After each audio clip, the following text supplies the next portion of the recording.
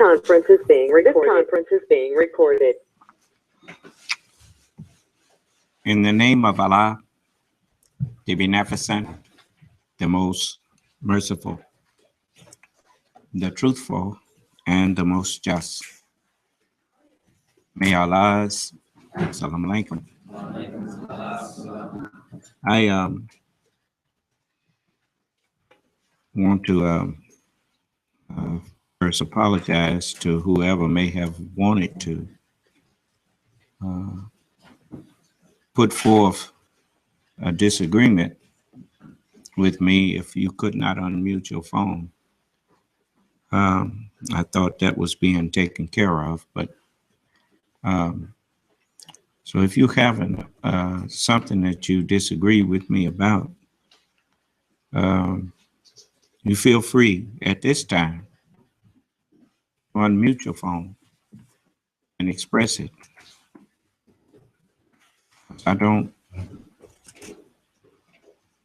Like I said, I don't say things to bluff my way or whatnot. I say things that I can be questioned on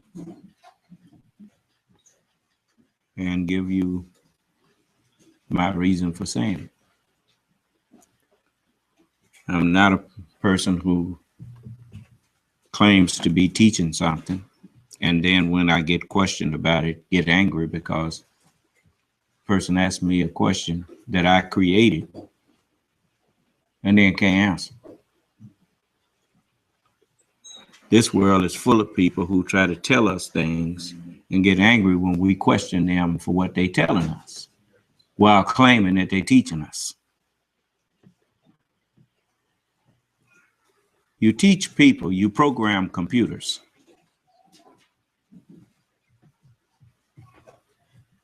So I think we have someone from the UK on Skype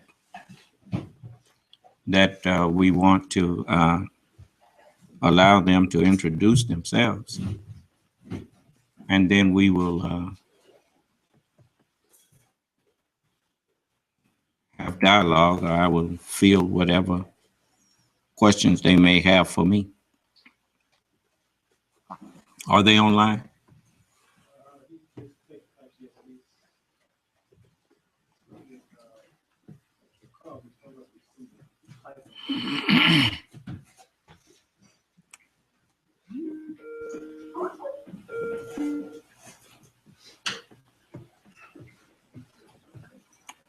Okay. We have the caller, I think, is online now. You may introduce yourself, brother or sister, whichever you are. Assalamu alaikum. Wa alaikum assalam. I'm Robert Parr from Leeds in the UK. We welcome you.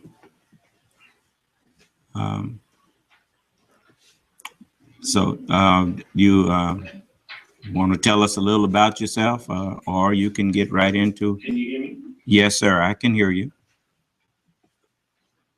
Okay, alhamdulillah. So for my dissertation topic at the university, I'm interested in the Nation of Islam and kind of removing the negative connotations attached to the movement, and looking more deeply into how Black Christians were almost seen as the ideal blacks in comparison to Black Muslims. You say you want to see, repeat that again?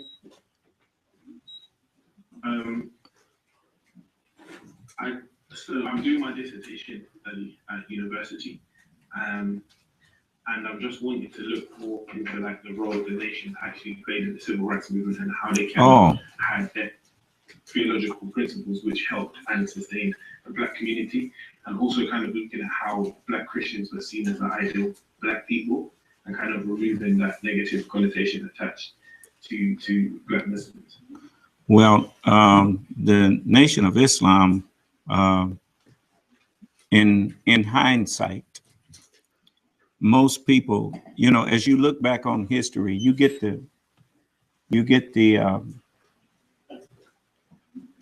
a chance to see the whole picture. And as you study the history of the Nation of Islam, you discover that the Nation of Islam existed before there was a civil rights movement. The Nation of Islam, as you look at the teachings and doctrine of the Nation of Islam, you found that the Honorable Elijah Muhammad was teaching us that we should separate ourselves from white people, since we were not being treated right by them. When we were already separate from white people, they didn't accept us into their establishments. They didn't accept us as their equals. And so the Honorable Elijah Muhammad said, okay, let's completely separate ourselves from them and do for ourselves what they do for themselves. Let's teach our own children. Let's protect our women and children. Let's build our own trade between us and other nations. Let's mold ourselves into a nation inside of this nation, and not saying that we want to overthrow this government. No, we want to overthrow your ignorance as to who and what this government has been about. And he began to teach us the truth. And at first, this government just began to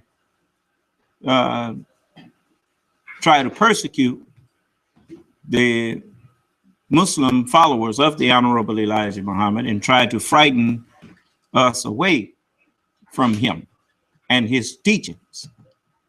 They didn't want us, but yet they didn't want to let us help ourselves. And so when they saw that they could not stop Black people from listening to the Honorable Elijah Muhammad, they hatched a plan that is called COINTELPRO, a counterintelligence plan to stop, as they call it, the rise of a Black Messiah.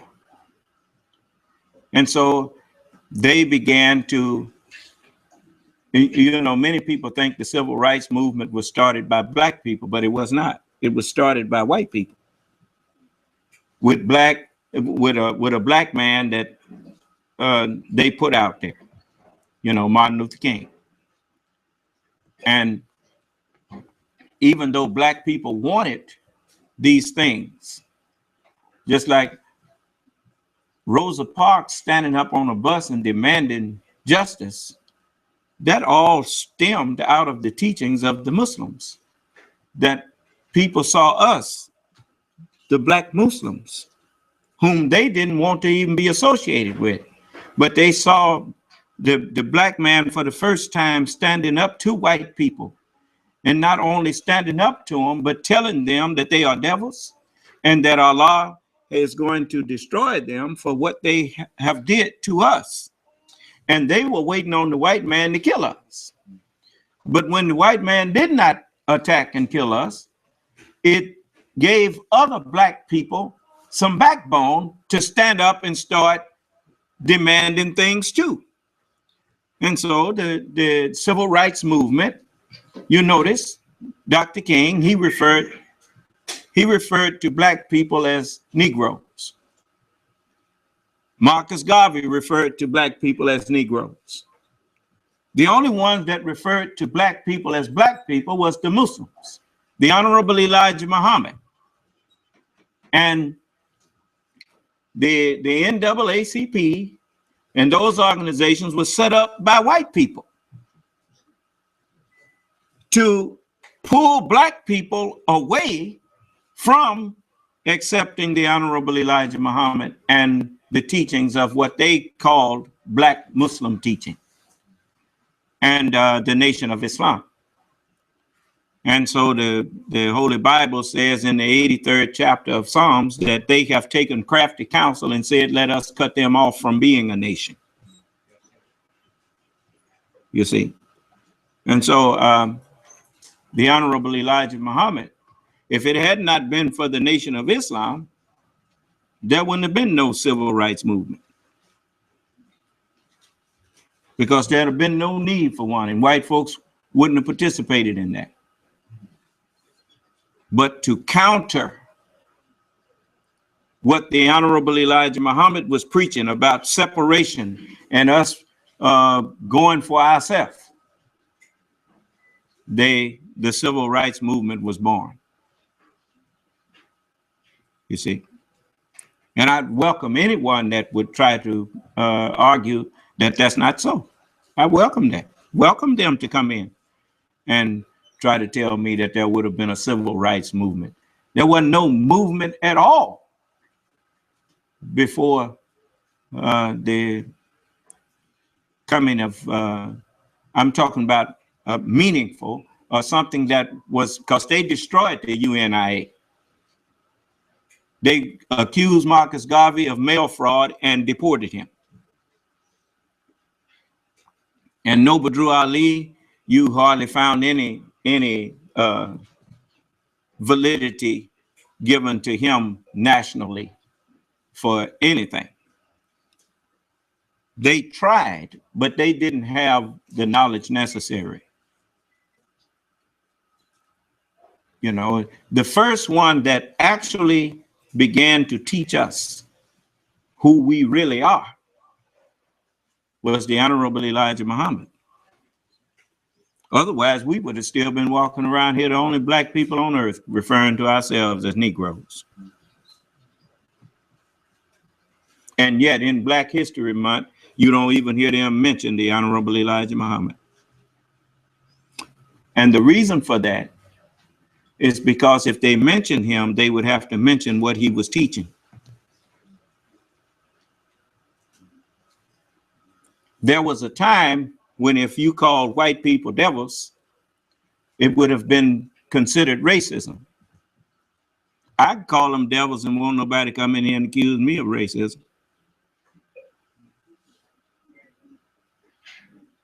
Because I can prove that that's what they are. And I can prove it with scripture. I know who the man of sin is. I didn't say I believe who it is. And what's more important, I know who the Lord is. This is him standing here.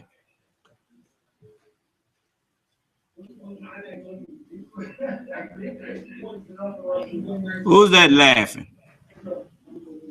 What's all that noise in the background now? Somebody got some disagreement with me?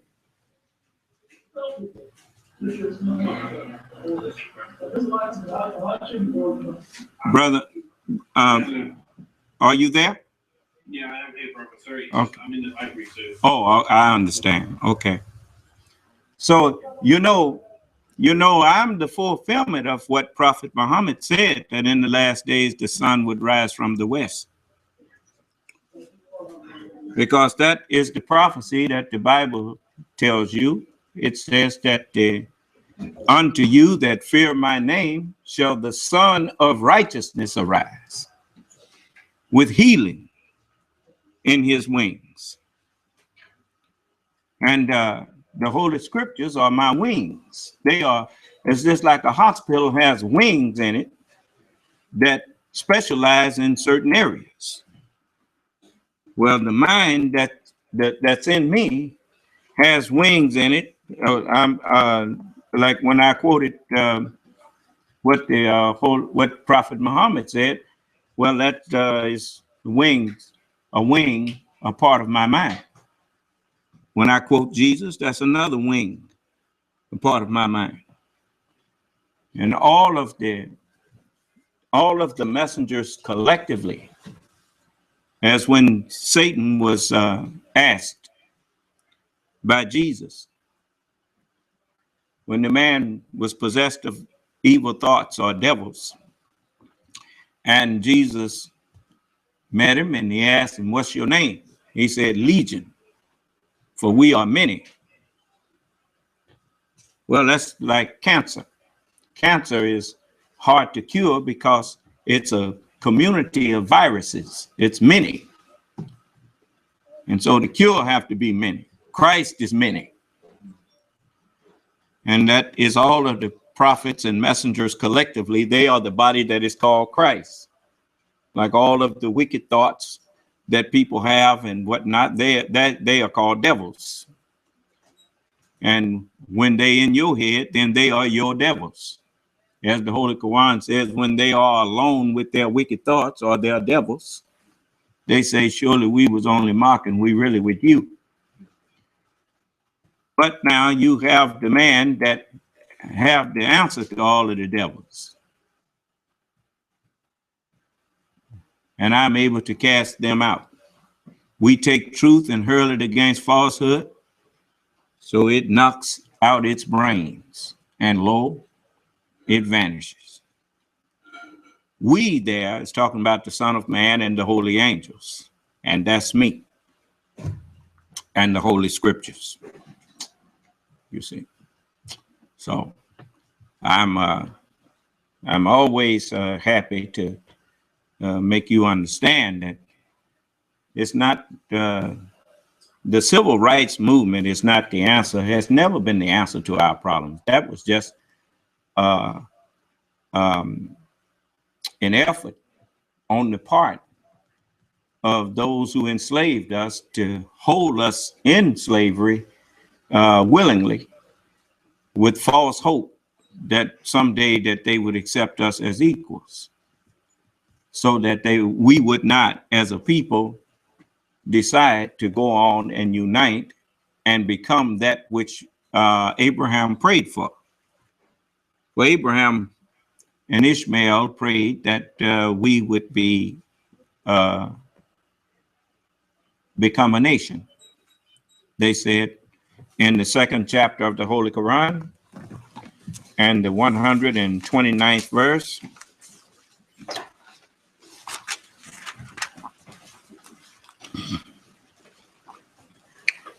matter of fact, 128th verse, it says, "Our Lord, and make us both submissive to thee, and raise from our offspring, from our seed, a nation submissive to thee." There's the prophecy and the prayer that a nation submissive to Allah would be raised from the seed of Abraham. That is a nation of Islam. For Islam means entire submission to the will of God, to the will of Allah. A nation submissive to Allah is a nation of Islam.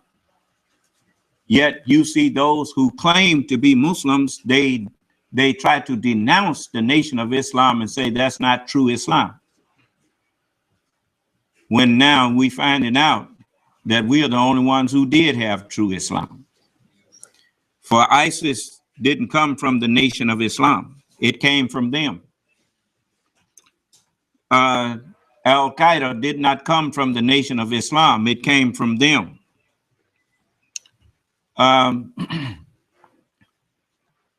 Murder, calling itself jihad, did not come from the nation of Islam. It came from them.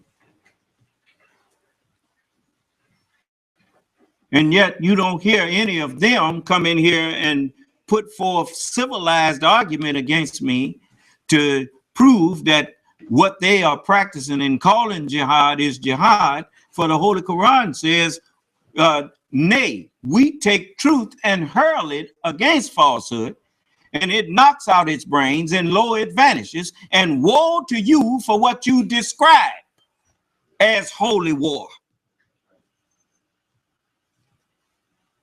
because Allah said that you kill no soul whom Allah have not ordered to be killed. And if they say, well, Allah ordered us to kill so-and-so, well, Allah's messenger is among you now. And when Allah's messenger speaks, then Allah is speaking because he told you to obey his messenger. But the one that you claim you following ain't here no more. Prophet Muhammad is not here in flesh. So you're not getting no orders to go kill nobody.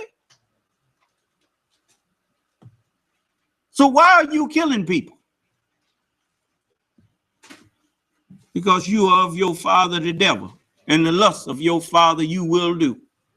He was a murderer from the beginning and abode not in the truth. Well, who am I talking about? I'm talking about Cain. That's your daddy. You go in the way of Cain. When you can't get your brother to do like you, get your brother to agree to do with you, you want to kill him.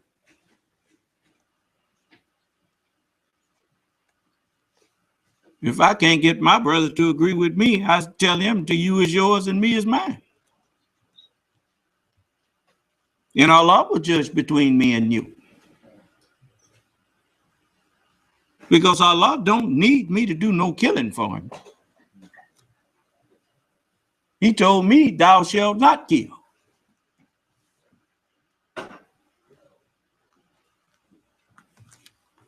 You see? So it's my job to bring the truth and the guidance, as Allah sent me with the guidance and the true religion, that I may make it overcome the religions, all of them. Though those who set up gods with God, that's what a polytheist is. He believes in more than one God. How you know? Even them who translated the Holy Quran, they didn't have no business putting no footnotes in the Holy Quran.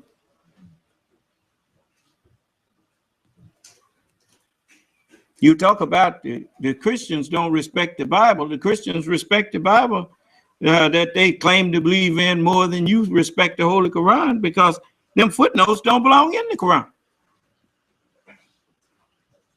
And you calling it Quran, you are saying that everything in it is from Allah. You had no business putting your thoughts about what something means. Allah said he sent the book down fully explained. And if he sent it down fully explained, it don't need your footnotes.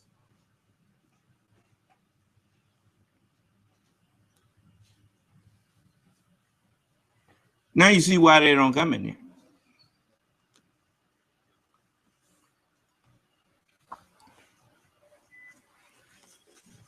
So, but is the caller still there? I don't mean to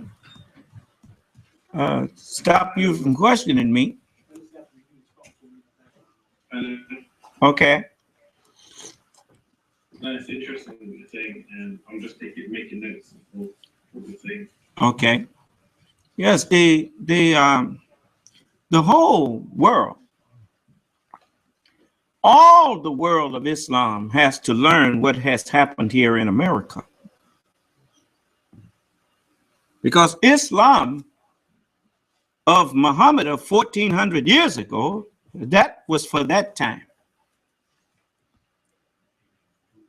We have a new Islam to serve this day. Why we say new? Because it was God's will that the world be in ignorance for this past 6,000 years. We didn't send the scriptures during a time of enlightenment, during a time of light. It was sent down during a time of darkness.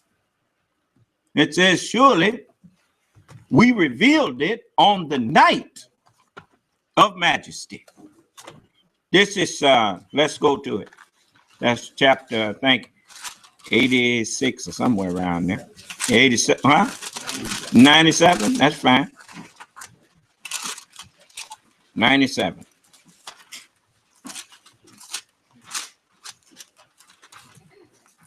It's time that you understand the truth.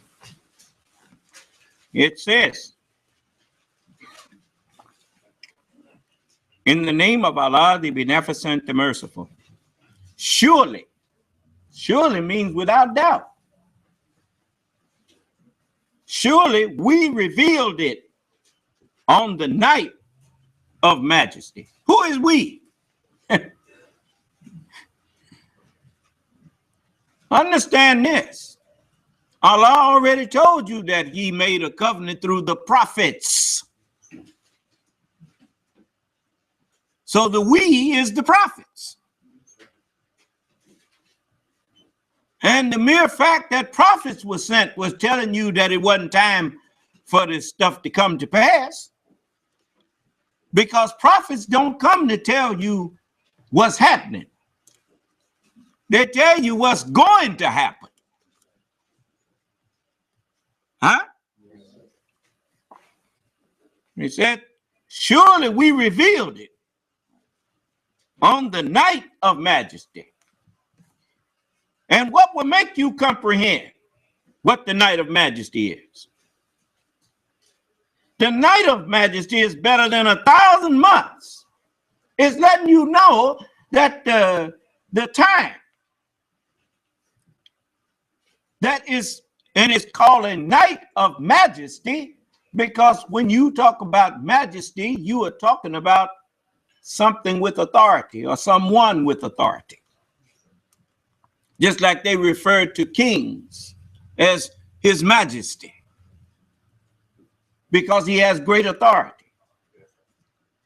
Well, darkness, ignorance, has authority to rule for more than 1,000 months. 6,000 years is greater than 1,000 months. It's better than 1,000 months. It's just like from Mississippi to Detroit is better than 1,000 miles. See, when we say better than, it means longer than. And a day with the Lord is as 1,000 years. And 1,000 years is as one day. So when God told the devil, the jinn was created, the mind in him was created first. And the Bible called him Adam. The Quran does too, but you just didn't know which Adam, what it was talking about.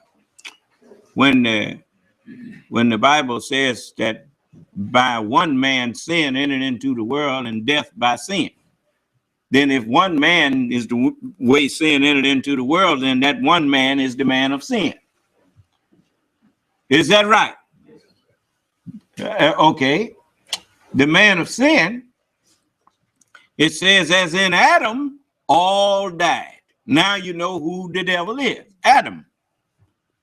Well, which Adam? The first one. The natural mind. That's Adam. That's devil. And I will place a ruler in the earth. The Holy Quran says, when thy Lord. Notice it didn't say when our Lord, it said when thy Lord said to the angels. It's a difference in thy Lord and our Lord. Huh? But the Lamb is the Lord of all lords. That's me. And I can talk like that because I can back it up with making them bear me witness. They was told to bear me witness. I'm that black man that God said he was going to create. Well, he done did it now. It is done. I'm Alpha and Omega. I'm the first man Adam and I'm the last man Adam. Just like you. Ain't you both your mother and your father? Didn't you come from both of them? Then can't you claim that you are both of them? Well, I'm this natural man, I'm the natural mind, and I'm the spiritual mind combined into one. And there ain't no more division in it now.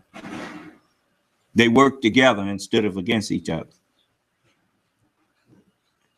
So the devil and the prophets, they work together in me. You see, like your white cells, they are killers. Your red cells, they give life, but they work together inside of you. Is that right? I know you will agree with me because you ain't got no choice.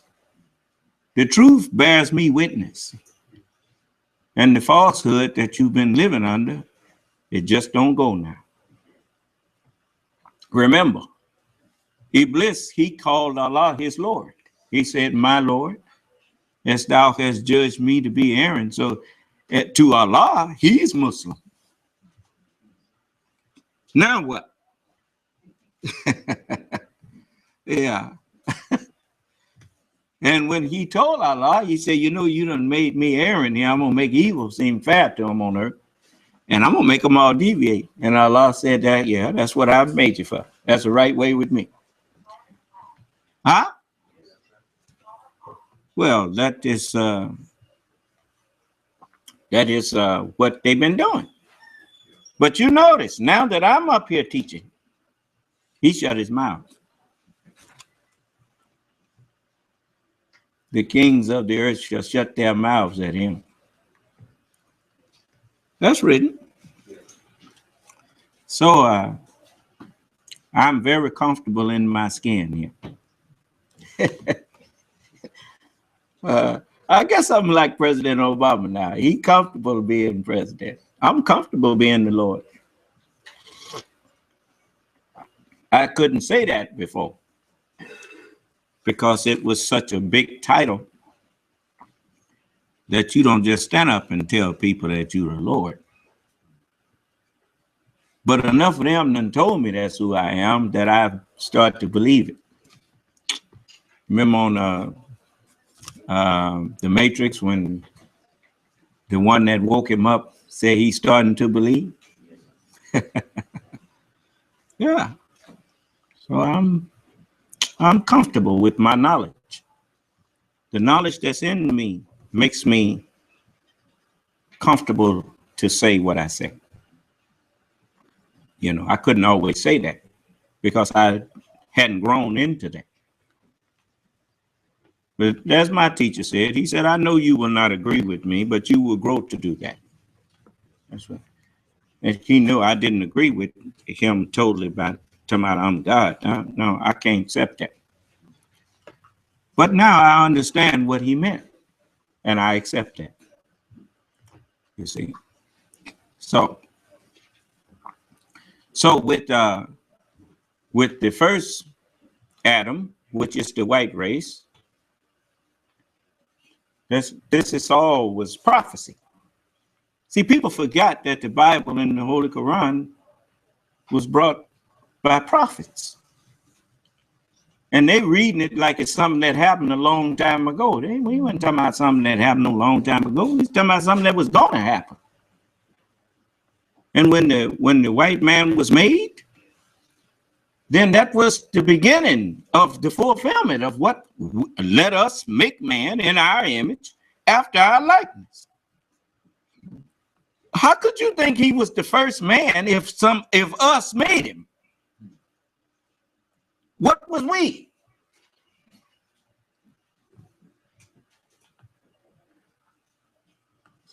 So it wasn't talking about what you thought it was talking about. It was wise rulers. Jacob, he was their Lord. That's why you hear some of them say, that's Jake with me, when they was some of the smart ones that knew the truth. They had little terms they said in movies, you know. When something was okay with them, they said, that's Jake with me. That means that's truth with me. That's God with me. Because Jacob was their God.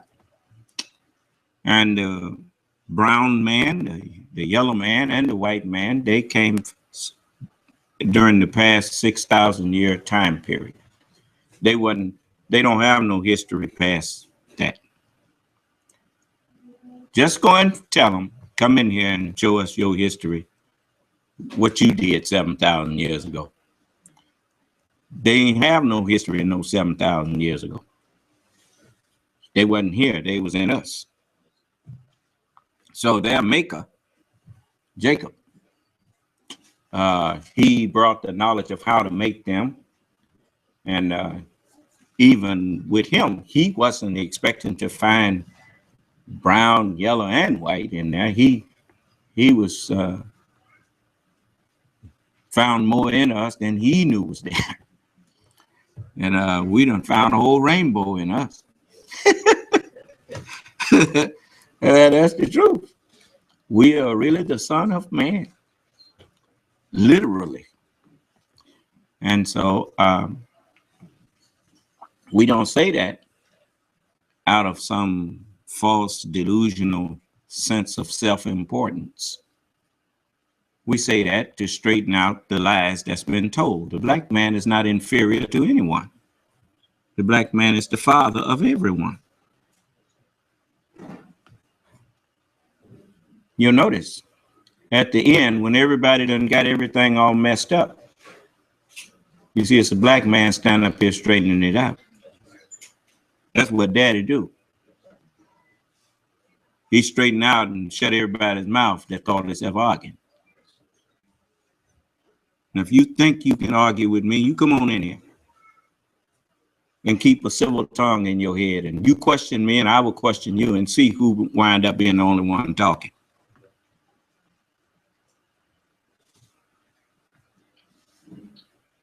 You through playing little games with us. You through playing around in our brains, pretending that you're something that you are not.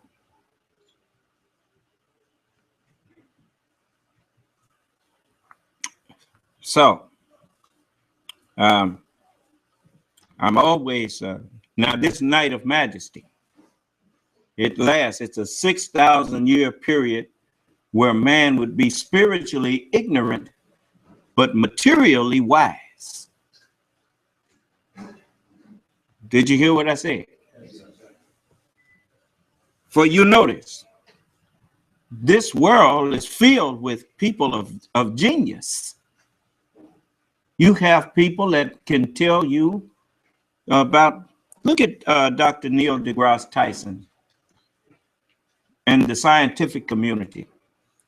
And here this man told them that they've redefined Pluto not as a planet, but as a dwarf planet. Huh? I mean, he renamed it, right? Physicists that even have now found out that the Honorable Elijah Muhammad was telling the truth, that space itself actually is matter. Yeah, they call it dark matter. And then at the same time, if it's matter, it can be folded. So Einstein wasn't lying. What did Einstein that talked about folding space? Yeah. Now, these are just things to show you how wise these things was opened up. He said that God has opened up the knowledge of these things to them. Give them a little peek into his heaven, into the will, into his wisdom. And just to show you that even after you learn all of that, that's not going to get you out of hell. You can know everything that there is to know about the physical universe, but that's not going to bring you peace. Now look at all that you know and look at the shape that the world is in. Ain't no peace nowhere.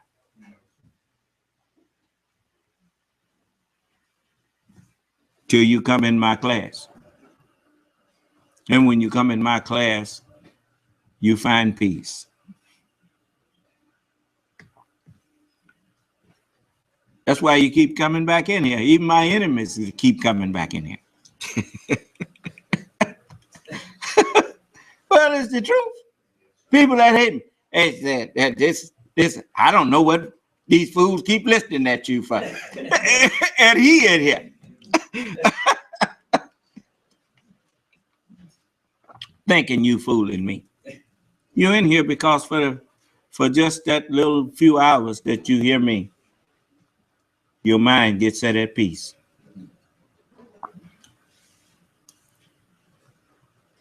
And once you really wake up, the only thing you're gonna be wishing is that you had accepted me a long time ago, so that you could have been set in heaven at once. Only thing I want to do is help you to have a peaceful and happy life. That's how my life gonna be peaceful and happy, by making yours that way. I'm not interested in helping you kill nobody. You people run around here. We need to get rid of these white people. Why? They devils. You say, why?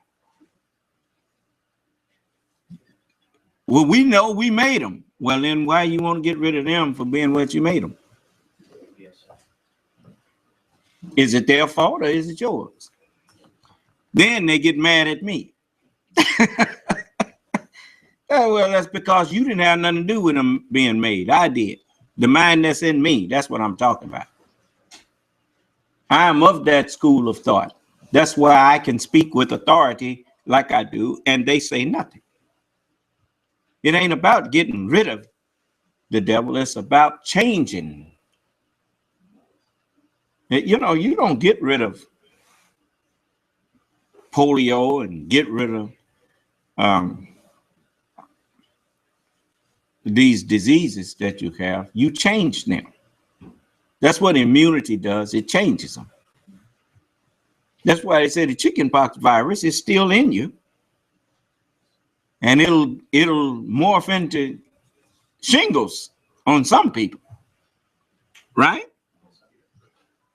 It just don't do you harm as chickenpox no more, right?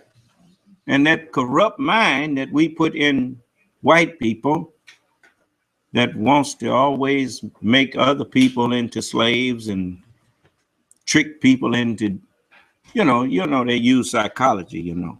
That's just another way of saying trick you into doing something that you wouldn't have normally did. You understand? So to rule human beings through trickery and deceit, that's what we put in him, so that we could produce a mind that you couldn't trick. Because, you know, we had been deceiving ourselves too. Delusion. What is that? Self-deception. So we wanted a mind to rule in this universe that is not delusional. Before we go out in it, don't you think we ought to grow up first? So we made a devil and taught him all the tricks that we could teach him. And then gave him dominion until we could produce one that he couldn't trick. And then once we produced one that he couldn't trick, then that one would take the curse off of all of us. You see? And so that's me. Whosoever will, let him come and drink of the waters of life. What?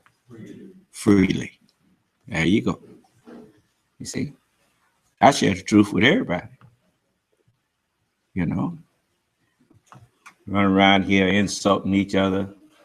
I remember some of us used to say, call the white woman ugly and all of that, you know, stuff. Knowing that that's not true. I mean, there's some beautiful white women. There's some beautiful Chinese women. And the sad thing is, all human beings, even if you think that you're ugly,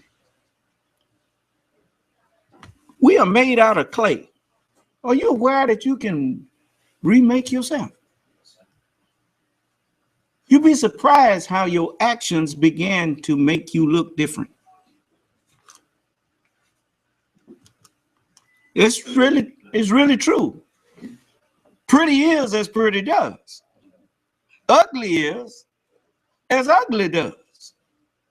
And if you don't believe it, you think back on some people that you used to think were nice looking until pretty soon you couldn't even stand to see them. And then some people that you thought was ugly started looking beautiful to you. You were about to say something, brother? Yeah, I just wanted to ask you a question I thought was pertinent, according to what you said previously. I just wondered what your opinions were for members of your congregation in regards to interracial relationships and how that would actually work. Well, first of all, when you talk about interracial relationships, now what was done in the dark, that's done. That's how you got all of these different nationalities of people. Okay, if you want to keep them here, then it's time for you to, every man to go to his own. I mean, what are you saying when you feel like you can't stand to marry a woman that looks like you? Or you can't stand to marry a man that looks like you? If you want to keep all these different nationalities or races, as you call them, if you want to keep them here, then you better stop mixing. If white people, that's the one thing the Ku Klux Klan was right about. If you want to keep white people here, you got to stop mixing with them. Pretty soon there won't be any.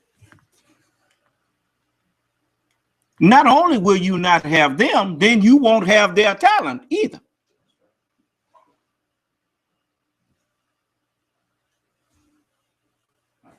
There's certain innate abilities and talents that every part of us has.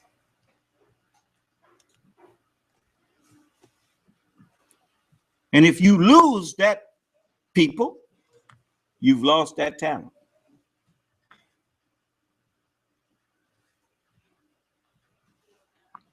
You see? You know, we learn from each other. Allah said he made us tribes and that we might know one another, that we might understand one another. And the more we study, especially us, black people, the more we study other people, the more we have an understanding of ourselves. Because they all came out of us.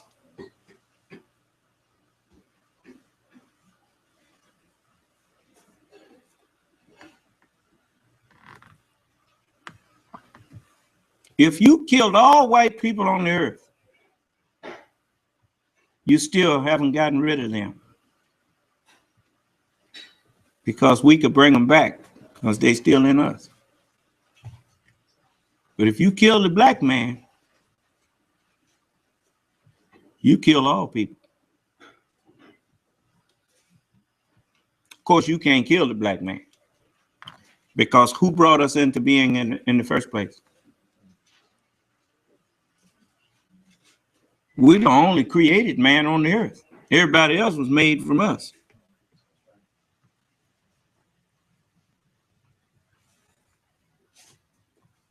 We are the ones who formed ourselves out of the earth. And then separated ourselves and walked around on the earth. Now, the earth was not as it is now, just like the ovum of a woman, once that life germ go into it, that life germ changes the whole thing. But that ovum was different when that life germ entered into it that ovum was different than it was after fertilization took place. Likewise, the earth was different when we formed ourselves. You see. And you know, you ain't never even had them kind of thoughts. Now, what that tell you? What does that tell you the difference in your mind and mine? Did it sound crazy? Because you could call it crazy, I reminded you of how you got here.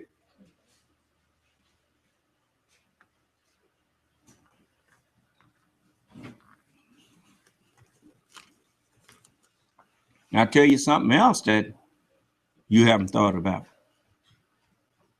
Is that you came out there by yourself. Who formed you inside your mother?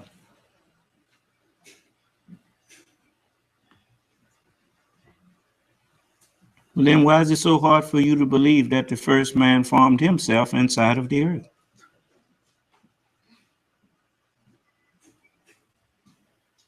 We wasn't there. I wasn't there. Not this form. We tell you the reasonable thing.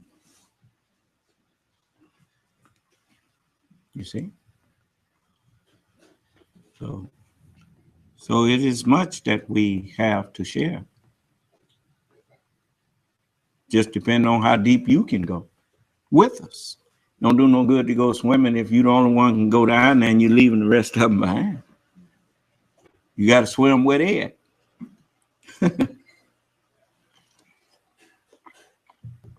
That's the beauty of the way we are formed. Even though you may not be able to go but so far now,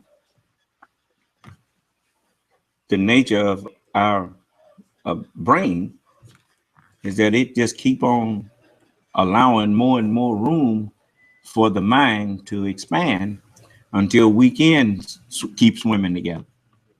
Huh? Yeah. You notice? The greatest physicists at one time had to be taught basic math. And as we go and go and go, and it's a prophecy that God shall dwell among them. Said, and I will be their God, and they shall be my people. In another place, he said, God shall be all and in all. Yeah, the truth shall be all, and the truth shall be in all. And we're not going to be fighting and killing each other no more. All of us will be showing respect for the rest of our family. You see? It's like if I could get them brothers that's in ISIL and Al Qaeda and all of them, if I could just sit down and talk with them, they'd soon put all them weapons down and they'd go home and start helping their people. Understand? You know, and don't say that's not so, because there was a time when the North and the South in America was fighting each other and they was just bloody and the land was running with blood. And now whenever they fight, they do so at the conference table.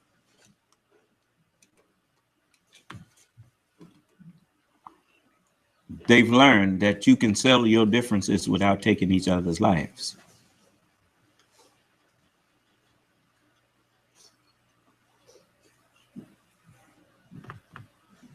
We can settle our differences without killing each other.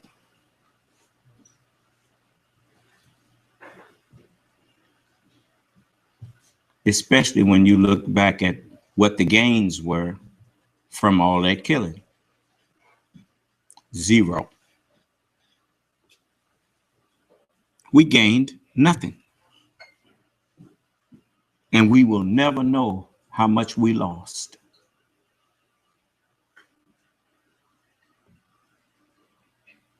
Whenever you take a life,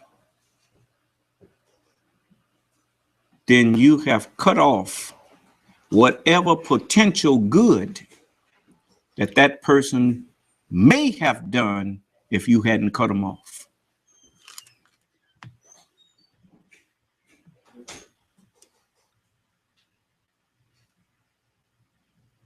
Oh, did you see to the end of their lives before you killed them?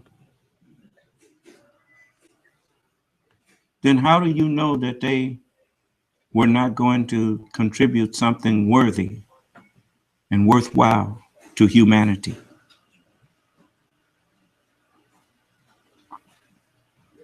For you know what you are now, but you don't know what knowledge is going to come to you tomorrow or the next day that's going to cause a revolutionary change in you.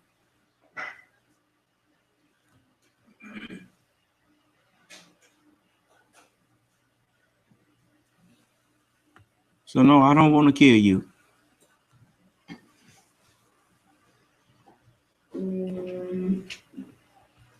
What was that?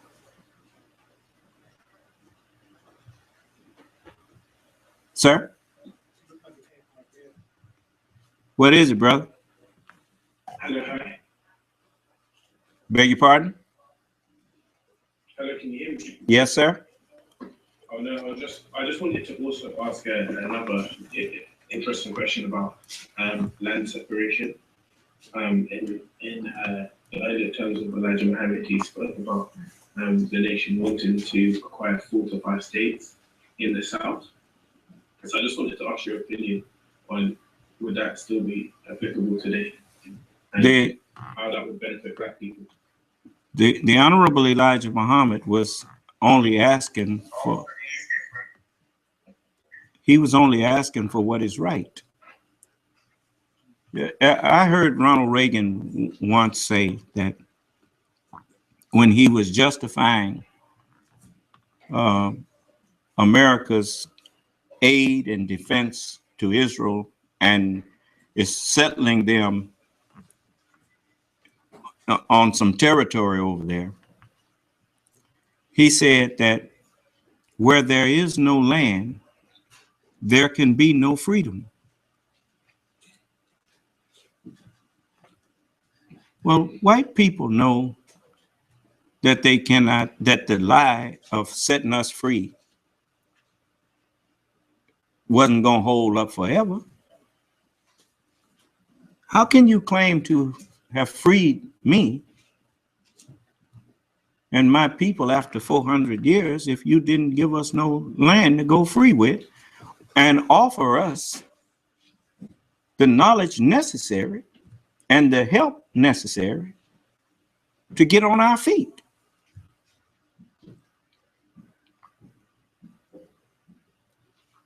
So yes, we have to have some of this earth, whether it's here or someplace else. But I'll tell you what, seeing that possession is 90% ownership, we need to prove that we can do something where we are. Ain't nobody stopping us from making our communities beautiful. There's nobody stopping us from putting up factories in our own communities and producing for ourselves. Right here in America. It is us who sit around waiting on somebody to come and do something for us. We have carpenters, we have electricians, we have cement finishers, we have people that know how to draw out blueprints and lay out streets and everything else. We just refuse to unite under wisdom, under one head, and do these things.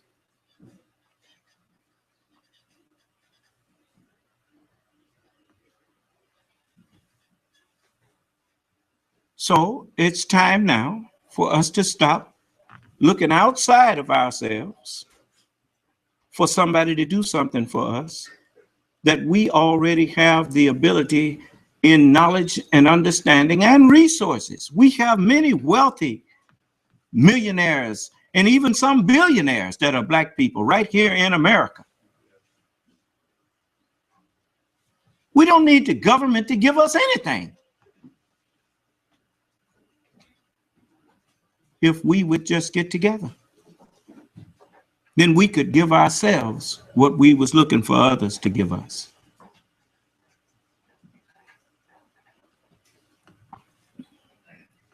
So, that I'm I'm not on that bandwagon of let's go blame white people. Let's keep blaming white people. I can't keep blaming him. Because it's not his fault once he say you free and he done made so many of you millionaires and billionaires in this country. And you don't get together and help yourself. Well, whose fault is that? Whose fault is that?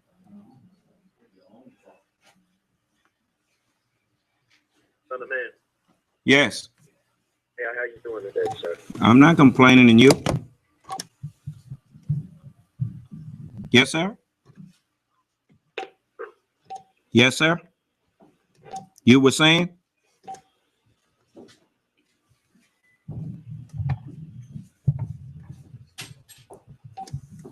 Are you there? Hello? Yes, brother. Hey, how you doing today? I'm okay. And yourself? I'm doing fine. I just wanted to say, you was talking about when you go to sleep, you start seeing those lights and visions. But I was having that 2 days ago, and I thought about you, and I said, I need to get up under the Son of Man, because you were saying once you start having that, you can't sleep. It's a problem. So I just wanted to say that he's right about that, brother. You all gonna find that I was right about everything. And I've told you, don't play with me. Just accept what Allah have given me to help you with. So I'm not here to destroy you. I'm here to destroy wickedness. So I'm giving you the word of God to get that out of you. For that's what's being destroyed.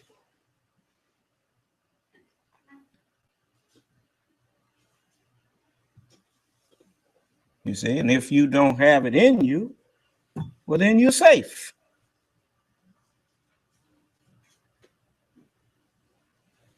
So use the teachings that I'm sharing with you to help yourself.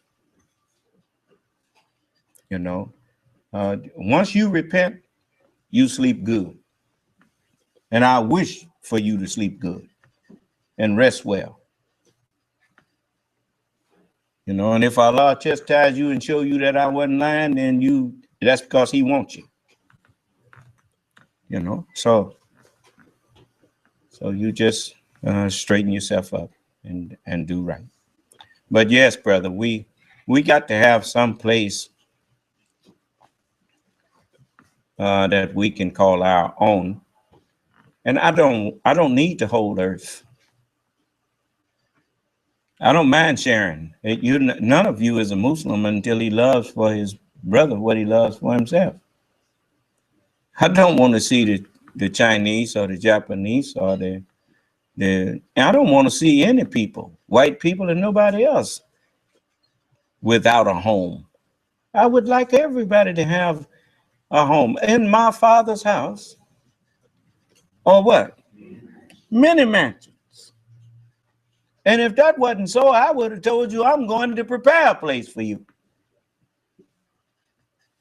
And if I would go away, I would come again and receive you unto myself, that where I am, you could be also.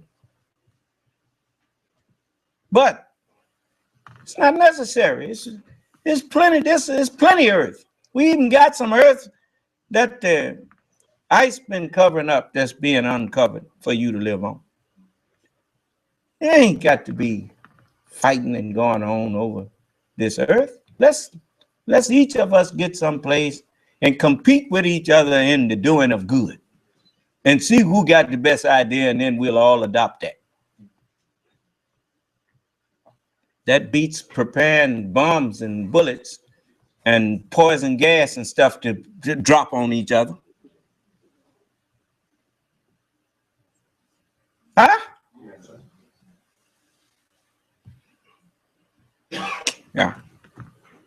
Okay. Do you have another question? Our brother from the UK. Assalamu alaikum. Wa alaikum salam. I hope you and your congregation are well. It's interesting to hear some of what you said. Alhamdulillah. I just also wanted to ask another point in why do you believe that the Christian organizations that were united after they came back united before with the black Muslims, and do you think it was them kind of trying to disassociate themselves with quote unquote more radical philosophies, or was it just that they had a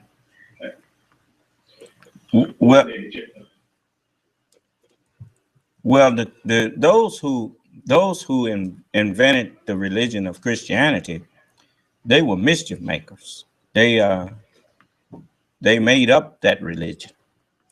That you notice they call it the Roman Catholic Church. In the Bible, you read, and for most people that are Christians don't realize that all of that came from Catholic. And this is over here in the book of John, and the 11th chapter, and we're going to start at the 45th verse. It says, "Then many of the Jews which came to Mary and had seen the things which Jesus did believed on him. But some of them went their ways to the Pharisees," which, the Pharisees is a Jewish sect. You notice that's the one thing that all religions in this world have in common. They always break them up into parts, into sects. They call themselves the same thing, but one is it's just like over in the East, one call itself a Sunni, and the other one call itself a Shiite, and then they put Muslim on the back of that. And so that's the first telltale sign that the devil is at the root of that, because God is one. And there is no division in him. But anyway, you go here and it says that, but some of them went their ways to the Pharisees and told them what things Jesus had done. Then gathered the chief priests and the Pharisees a council and said, What are we going to do? For this man doeth many miracles. And if we let him thus alone, all men will believe on him, and the Romans shall come and take away both our place, meaning our position, and the nation. So the Romans is the Christians, Roman Catholic Church, and the Jews. O you who believe, take not the Jews and the Christians for friends, meaning don't follow them. For they are friends of each other. They obey each other. And whoever takes you for friends, whoever takes them for friends, surely he's one of them. See, friend don't mean what you think it means in the scripture. You see, most people, they don't read the book, so they don't know that the scriptures define what they mean by friends. You are my friend if you do whatsoever I command you. You see, those who are Christians and Jews, they back each other up. That's been happening ever since the days of Jesus and before, from the left and from the right, and that kind of, yes. Okay, but the Holy Quran says those nearest to the believers or prophets in faith are those who say we are Christian. Yeah. It's a lot of people in America that say they are Christian, but they don't realize that by them practicing and truly practicing what Jesus taught, That's not Christianity. That's Islam. For Jesus taught Islam. He didn't teach Christianity. That came from Rome. And so, you know, just like when they read the Holy Quran where it says don't take the Jews and Christians for friends, the Quran is very clear on those who are Jews and Christians and those who say we are Christian. Do you understand?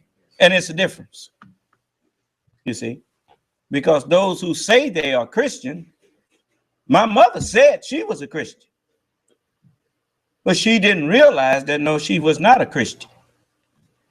If you practicing what the Bible says and what the Holy Quran says, if you practicing anything in any of those books, you're not practicing a religion called Christianity. You are practicing submission to the will of God. That is Islam. You see. So you have many people who, in the name of Jesus, commit all types of hateful, and they commit murder. Like in the name of Muhammad, they commit murder. Just like when they offered that money for that man who wrote that book, Satanic Verses or whatnot. You had no business trying to kill that man just because he wrote a crazy book.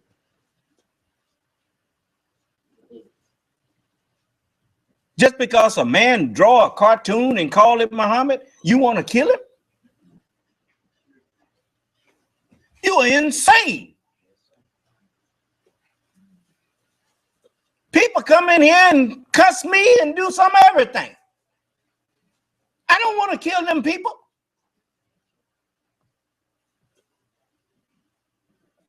And if Muhammad had been here and you were suggesting to go and murder somebody because they drew a bad picture of him and mocked him or whatever, he tell you to get somewhere and sit down.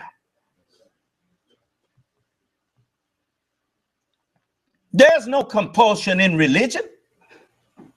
You can't force religion on people. And you will never convert a man when you trying to force feed him. It's not even in the human nature to submit like that to anybody. Because it goes against freedom, justice, and equality.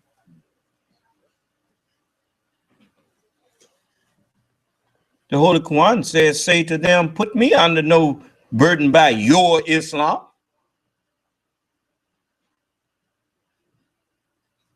Rather, Allah places a duty on you if you are believers.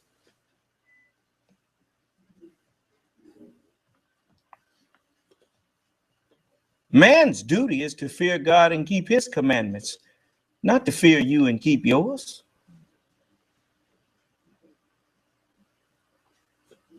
We were put here to obey the truth. And how are you going to willingly obey the truth if somebody trying to cram it down your throat before you understand that it's the truth? Man is one who acts on reason. If you sit down and reason with a reasonable person, you can get their cooperation. The Holy Quran itself says, and follow not that of which thou hast no knowledge. Now, how in the world are you going to hold a man who ain't never read the Holy Quran responsible for disrespecting Muhammad?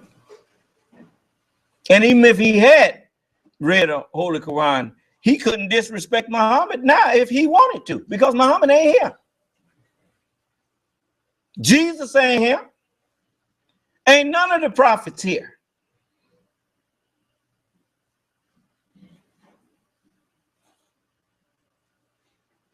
So how do you say he's this? Some of them came in our mosques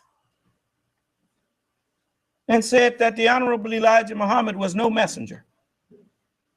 They came in our mosque and told us that Elijah Muhammad taught shirk. Ask him, did we try to kill him? I dare you to go over there in they so-called civilized mosque and say Muhammad taught shirk, even jokingly. They're just that wicked. And I'm warning all of you. If you don't correct yourself, Allah gonna order your brain to tell your to not remind your heart to keep beating in a little while. Ask any doctor the reason your heart beats. He'll tell you. The brain controls that. All right. Keep clowning. Yeah. Just keep on clowning. Any more questions? I think I made that clear for those who say they are Christian and those who are Christian. Can you hear me? Yes, sir. One other thing on that note. All you have to do to know that Christianity is a lie, that Judaism is a lie, that Mormonism is a lie, that Hinduism and all of these religions that the Holy Quran refers to as female divinities. It's because you can't find none of them in the Holy Bible or the Holy Quran. The reason the Holy Quran says they worship only female divinities is because the female came out of the male. As you notice, the X and the Y chromosome are both in man. The woman only has the X chromosome. So when you look at the religions that these people have, if you can't find them in the Holy Bible or the Holy Quran, where did they come from? They came out of their own minds. They didn't come from God. So they are female divinities. You see? So that is that's why they don't come in here to talk with me, because I can prove it right quick that their religion. All I have to do is say, show me what your religion in the Word of God somewhere. Show it to me. I can show you mine in both books. Islam is the religion that the Bible teaches, and it's the religion that the Holy Quran teaches. The Holy Quran says, I have chosen for you Islam as a religion. The Holy Bible uses the definition of Islam. It says, not everyone that saith unto me, Lord, Lord, shall enter into the kingdom of heaven, but he that doeth the will of my Father, which is in heaven. To do the will of God, that's what Islam means, submission to the will of God. So, that's that. I don't know no other religion that's worth anything. All your religions is just filthy rags.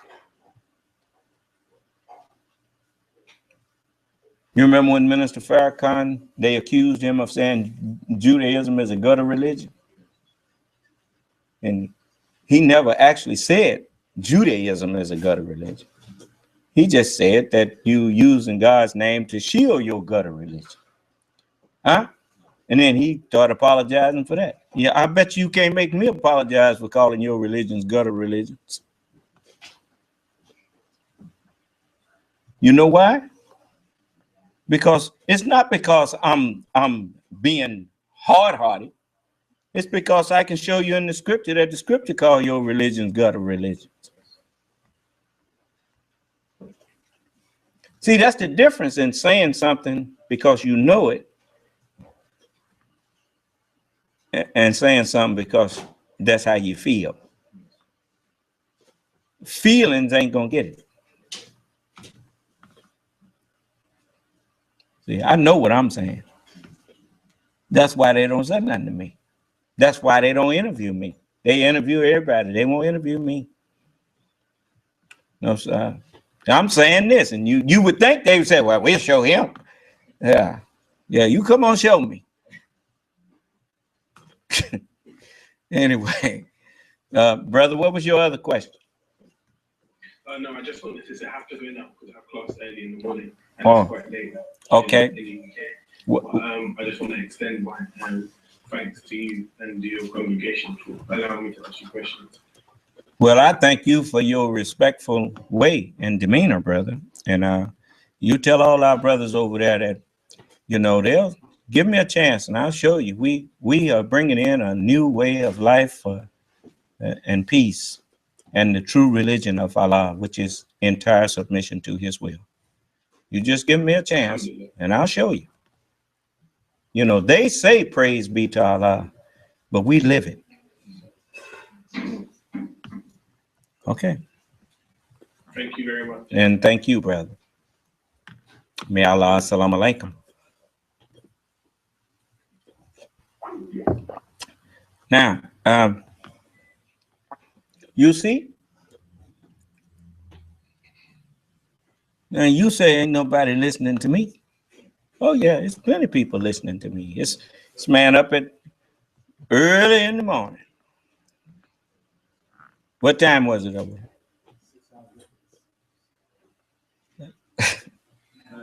Yeah, that tells me a lot. Okay. Is what? AM or PM? Huh? Okay. So you got to get him some rest because he got class tomorrow. And you'll notice the world already starting to look to me to give them understanding. Because they've learned that I'm not going to stand up here and lie to them or pretend to know something that I don't know.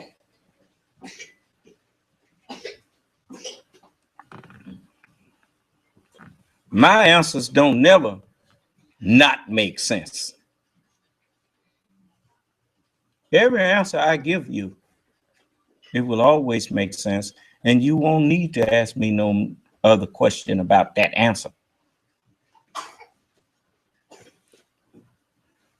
If a man asks a question and then questions the answer, then he was not up to the question. The Honorable Elijah Muhammad, many people, they messed that up. And the Honorable Elijah Muhammad, when he said a thing, he meant exactly that. If you understood what he was saying. If you ask a question and question the answer, then you wasn't up to the question. Because if the answer wasn't the truth, it wasn't the answer. And if it was the truth, then that should have satisfied you.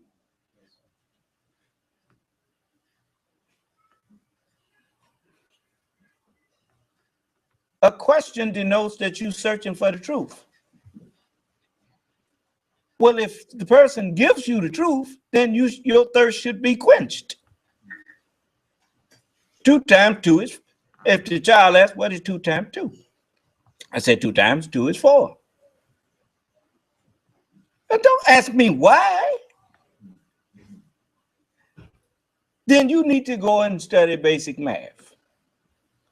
Even though I could go into that with you, but you wasn't up to the question you was asking. Do you understand? Why is the sky blue? It's not blue, it's gray. And it's gray because you're looking at black space through a veil of white light. And black and white makes gray. Now that should satisfy you. If that don't satisfy you, then you need to grow a little. Go and study colors and what makes them. Okay. So we have much to show you. They look at in space and just things that you was right in front of you that you never saw before. You know, why does you look out from out in space when the earth is lit up over the water? Why does the earth look blue? Blue-gray. It's because the sky that's over the water is being reflected up out of the water. And you are looking at it like looking down in the mirror. You looking at the sky in the ocean. Do you understand? So, but he make up all kind of lies to tell you. Because he know you don't know, otherwise you wouldn't be asking him. So whatever he tell you, you're going to accept because you trust him. But the day for trusting him is gone. Trust in the Lord with all your heart. And lean not to your understanding, because your understanding you got from the devil. Huh? All right. Anybody else got something they want to ask me?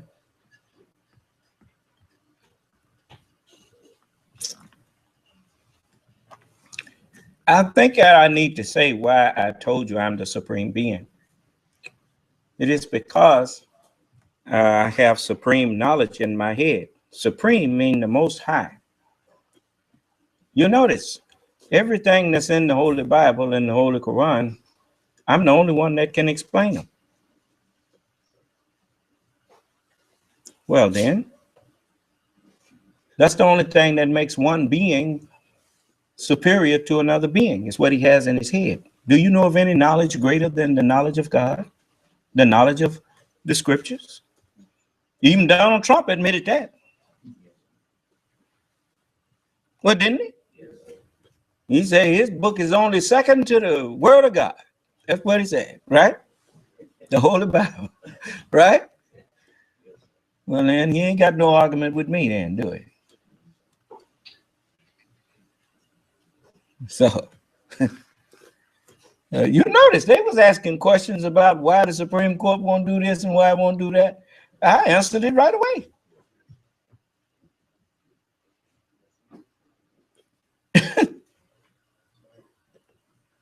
It's to keep respect. And if you don't know that, you don't belong on the court. Even some of them that got on there didn't know that until they got there and it was explained to them. Why didn't they have to explain it to me? Because he that's from above is above all. You see, I don't have to know everything you know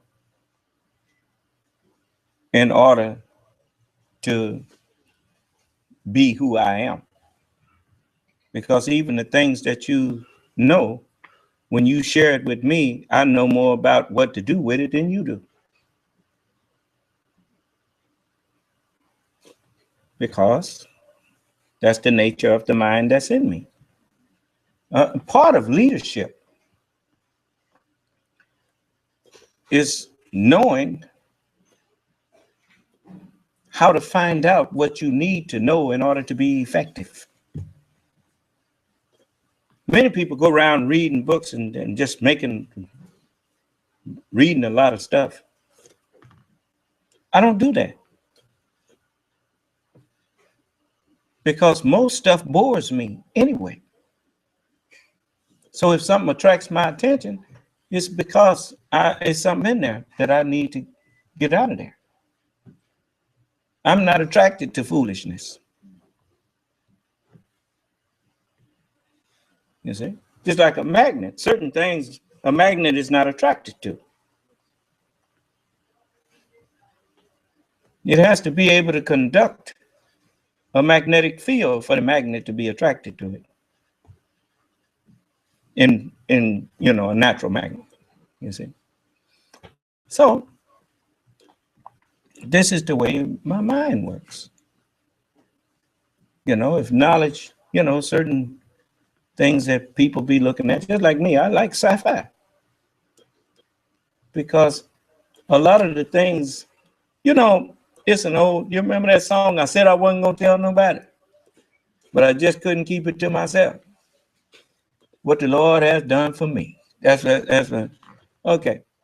Well, likewise, it just because you hear me say I like something, that don't mean you gonna go there and see it and get out of it what I get out of it. You ain't me.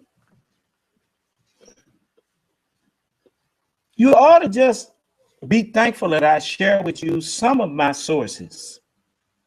And then if I, it's like I tell people,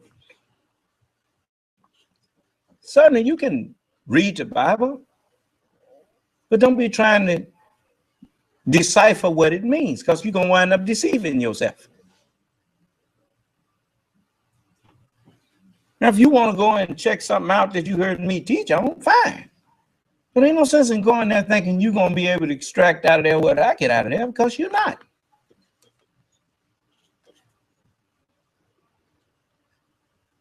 So, I look at sci-fi because I know that knowledge is like water. You cannot keep water where you can drink it and think that you're going to just hold it. It don't happen like that. It's going to come out.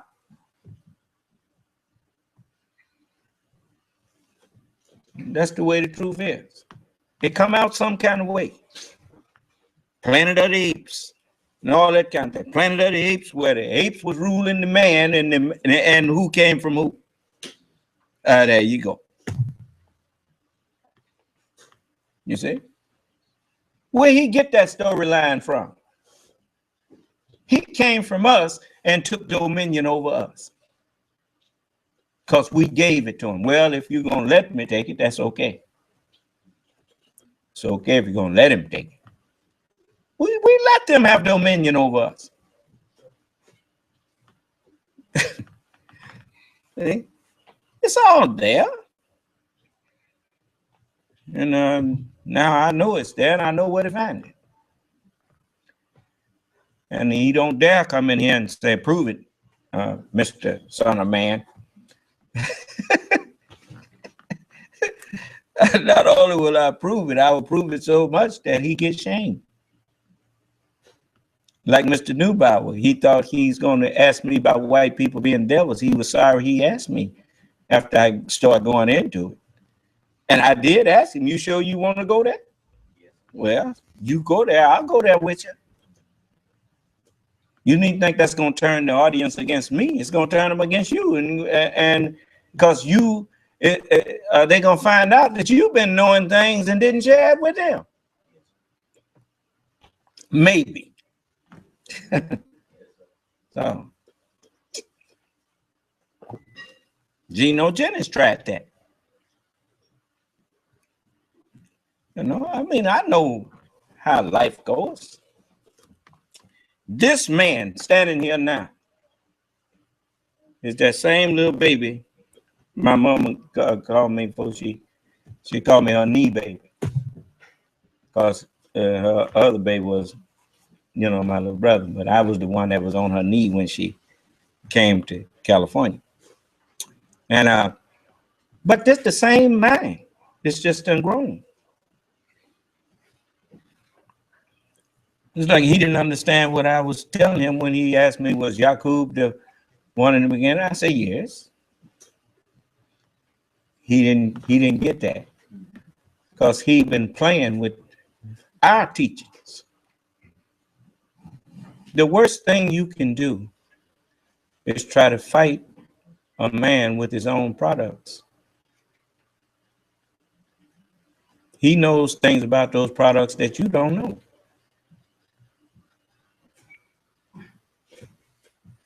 And he ain't told you. That's why you could tell that God was guiding the Honorable Elijah Muhammad, because he told us, don't pick up no guns. You don't pick up weapons. But you look like call yourself going to fight white people with weapons that you had to get from them. You lost that before you even got started. All you did was made his day.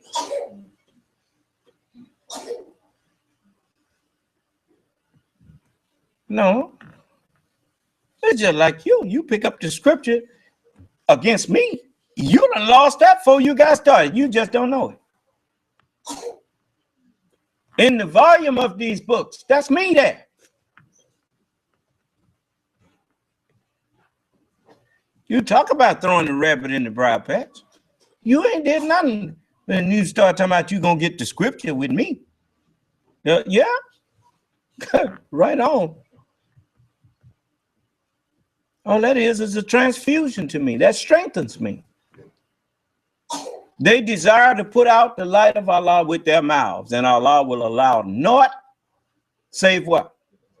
The perfection of his light. So you ain't got no way in here.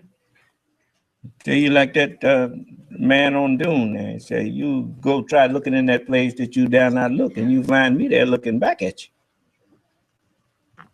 And that's me in this book here.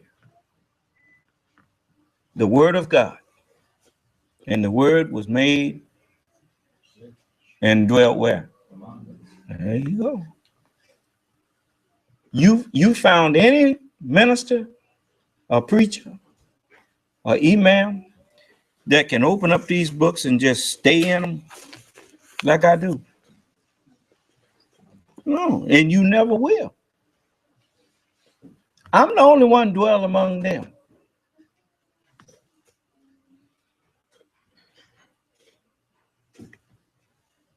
God shall dwell among them. And I will be their God, and they shall be what? David said it too.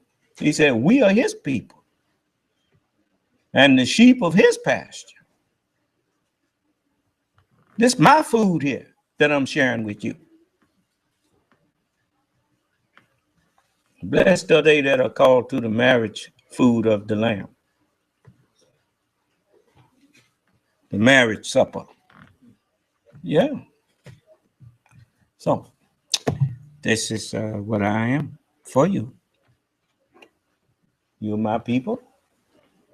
And I intend to save you from the destruction of a world of evil. How do you destroy the world of evil? Worlds are sustained by the mind that sustains it. Destroy the mind, you destroy the world.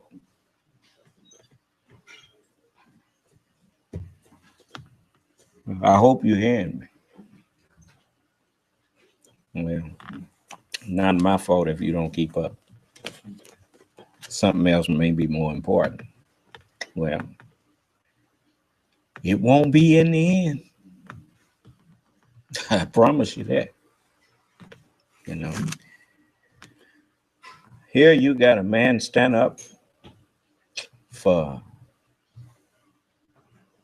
let me see, we've been 3 hours, now it's been 4 hours and some change. And I average 5 hours every time I stand up.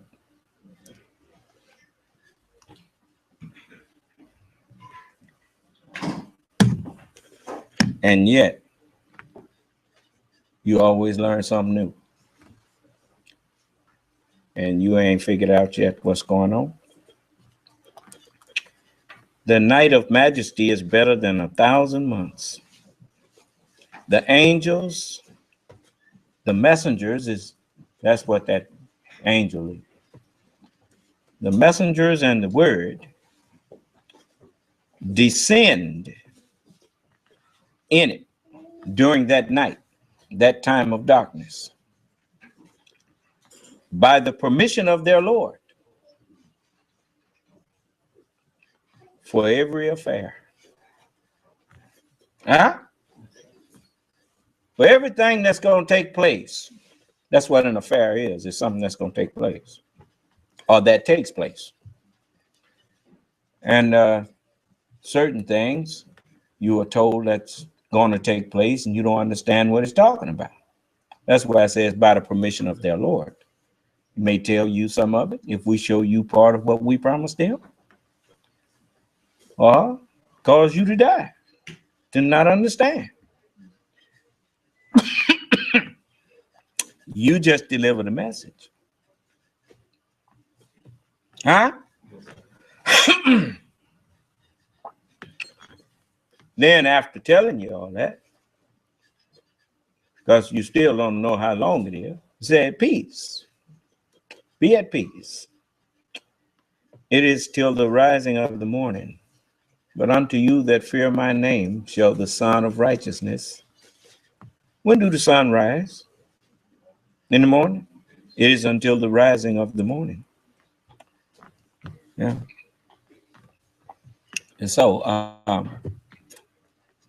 I'm just a happy camper. So, you know, I was looking. Let me show you something here.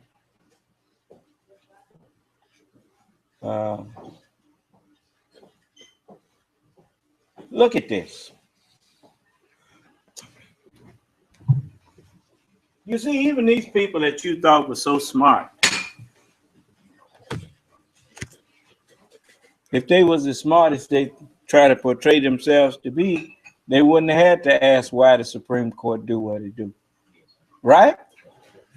Now you see the danger of people that's not, you see the danger of people that's not on a certain level trying to make judgments about someone who is.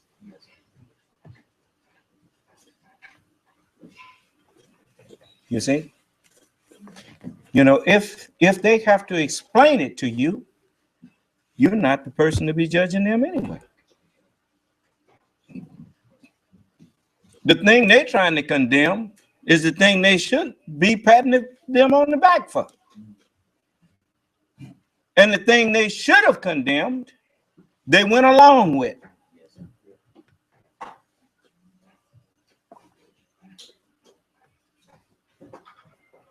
For it's no way that certain things that happen should have ever happened and given the sanction of the Supreme Court. The people should have cried out so much that they'd have had to reverse their self. We will not let you come in here and tell us that people can just donate as much money as they want into our political, into our elections of our government officials. Well, ain't no way we let you do that. Because you setting it up for people to be able to buy our politicians. Now, that's what they should have been mad about.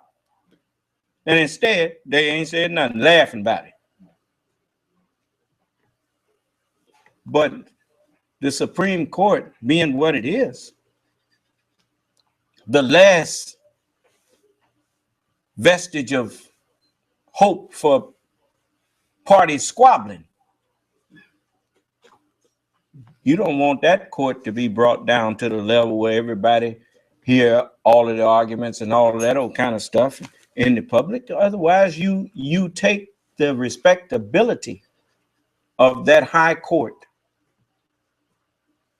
and throw it in the trash.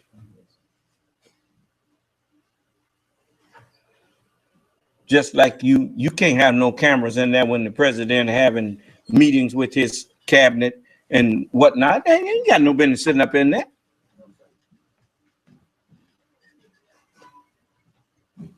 Certain things you just can't have. But anyway, they sitting up there with their suits and ties on, having discussions about things that's over their head. And, you know, but anyway, I ain't going to go back to that. Let's go to this.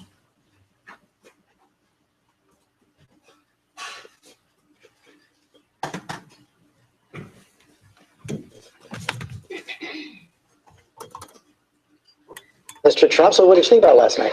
I loved it. It was a great debate. We had some fun. I had a great time, and I'm very happy with the results. It was terrific. You did have that back and forth with Jeb Bush on eminent domain, and the facts do seem to be on his side. Vera Koking, let me just explain it first. And then Vera Koking, you wanted, and the Casino Development Authority of New Jersey wanted to take her house to build a parking lot for your casino. Not a parking. She went to court. You fought her for 3 years, and finally the state Supreme Court ruled, and here's what they said. Trump, not the public, stood to benefit from the proposed seizures, and that the deal was analogous to giving Trump a blank check with respect to future development on the property for casino hotel purposes. Good. And you know what I did? I let the court stand as opposed to going higher up, which I could have done. Supreme Court. But we could have gone higher, but let me just tell you, George, I decided not to do it. I decided not to pursue it. We could have gone a different way.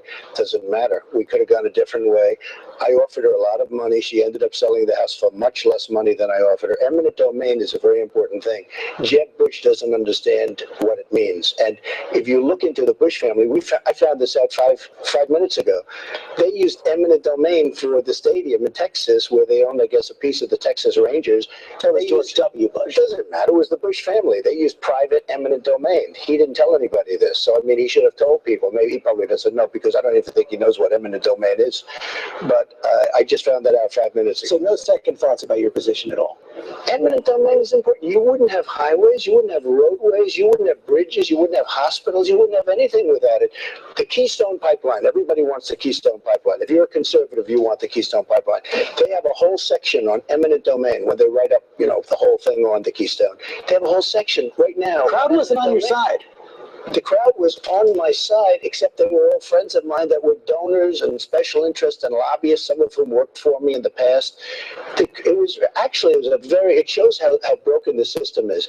The people in that audience were the people that were supporting all of the candidates. I'm the only candidate not taking money. I'm not taking no supporters in the crowd? I had supporters. I had 20 tickets. I mean, they gave me 20 tickets. Hey, George, all of those people in that crowd, 90% of them were people that gave to the various candidates, and mostly to Bush. Look, Bush got $128 million. He's nowhere. He spent over $100 million on this failed campaign of his, and he's nowhere. Those people were in the audience. So every time anybody said anything, in fact, Rubio actually said, he said, why does nobody get any response but Bush? I just think it's really showing the system. When you have somebody like me, where I don't take money, where I'm a self-funder, people really appreciate that, and that's why I brought it out last night. It was a good point, I think, but I brought it out. This your waterboarding front and center last night and you said I would bring back waterboarding, and I would bring back a hell of a lot worse than waterboarding. What did you have in mind? Well, George, you're not talking about what I said before that. I said we are living in a world where in the Middle East they're cutting people's heads off. They're chopping a Christian's head off, and many of them. We talk about Foley, James Foley, and what a wonderful young man. Boom, they're chopping heads. So then I went into this. I said, yes, I would bring back waterboarding, and I'd make it a hell of a lot worse than waterboarding. Yeah, what did you have in mind? I had in mind going worse than waterboarding. It's enough. We have right now a country that's under siege. It's under siege from the people. We're like living in medieval times. If I have it to do, and if it's up to me, I would absolutely bring back waterboarding. And if it's going to be tougher than waterboarding, I would bring that back. So as president, you would authorize torture? I would absolutely authorize something beyond waterboarding. And believe me, it'll be effective. If we need information, George, you have our enemy cutting heads off of Christians and plenty of others by the hundreds, by the thousands. Do we win by being more like them? Yes, I'm sorry. You have to do it that way. And I'm not sure everybody agrees with me. I guess a lot of people don't. We are living in a time. You see, now you understand something. He's speaking from his heart. You remember I told you about high jumping? That if a man trying to get into the Olympics or whatnot, and the bar is set at 6 feet and it starts there, then if he can't jump over the 6 foot, if he can't go from the starting point, the only way for him to get in the Olympics is you got to lower the bar.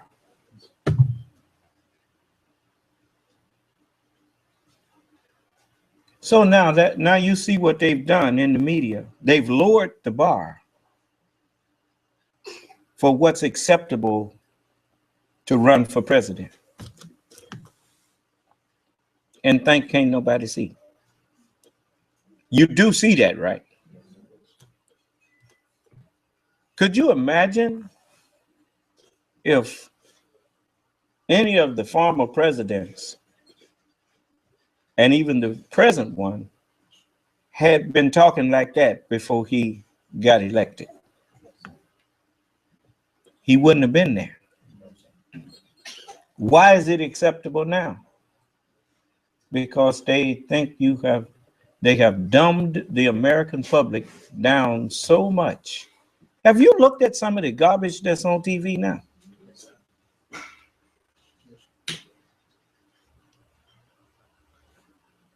I mean, the stuff on the television that you would have never dreamed was on there or would ever be on TV. Just crazy. Here this man talking about, yeah, we got to do to them what they doing to us. He done forgot where he's at. So in other words, you want the United States to sink to the level of those people that the United States has condemned as being barbarians and uncivilized.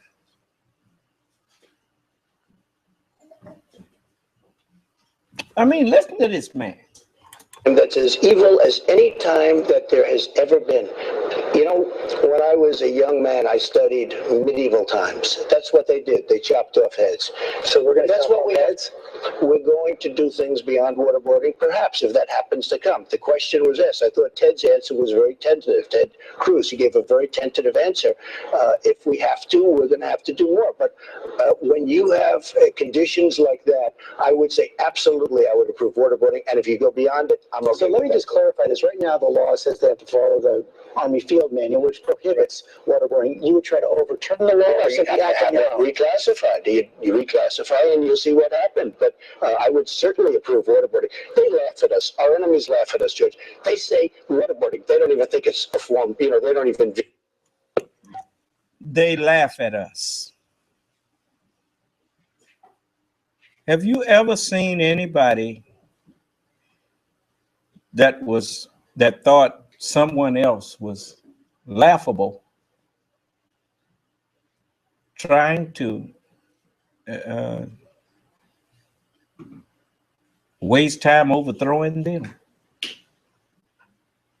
or waste time trying to get them to come up off of their principles? You see, people used to come in here and you say them like, this stuff is laughable. That's what they used to say about me, right? Trying to get me to leave the high road and drop to the road of insults and indignant behavior and indecency. Where you hear them people now? Even some of the people that used to be in their corner started condemning them and told them, you ought to cut that foolishness out, man. Because I'm not going to roll around and slop with you. I'm not a swine. I'm a man. I don't roll in slop, and I don't eat slop. Donald Trump wants to turn America into what? You know what waterboarding is? Let's see here. The following report contains some disturbing images. This is not controlled drowning, it is drowning in the end. The waterboarding procedure has never been demonstrated accurately in public before. We can't broadcast all the details. Done wrong, the person can die on the device. Chris Sampson, part of Malcolm Nance's team, agreed to put himself through it under strictly controlled conditions with medical backup.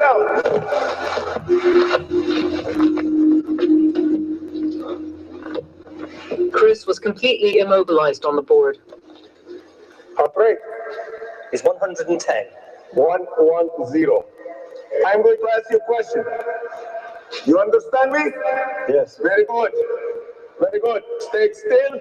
I am asking questions. Now, you're drowning, huh? You're drowning. Strapped to the water board, you will confess to anything. Were you born a bunny rabbit?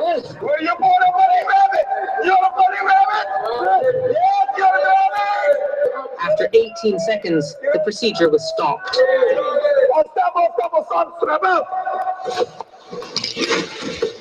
Go to the right. Go to the right.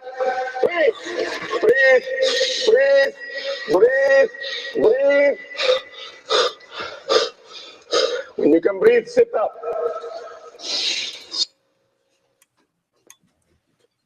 Now that's what Donald Trump said he would okay. That's a man who wants to be president of the United States. And I'm gonna tell you something else. If you torture someone, you can just about get them to say anything you want them to say. Do that make it true?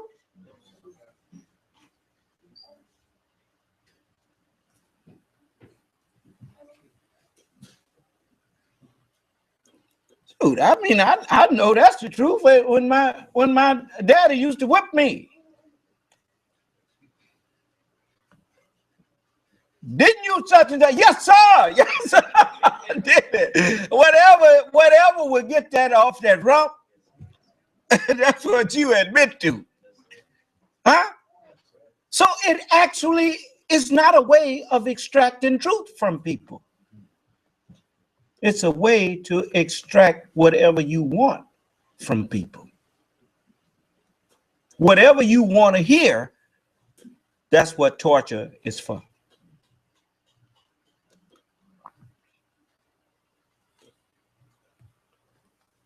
And you know, that's why the Geneva Convention, that's why civilized nation, the United States does not leave the guidance or the authority for war in the hands of its military. The United States understands that the military is at the disposal of the civilians and not the other way around. Look, if you've trained for war, if you've trained for fighting, if you've trained in martial arts, why did you train for that? You don't practice shooting because you don't want to use it. You practice martial arts because you looking to use that. And if you looking to use it, then any excuse is enough. Is that right? So you don't want no man in the White House that's going to let the military dictate to him when they need to go to war. If that's what he thinks president is, then he misunderstood what the presidency is.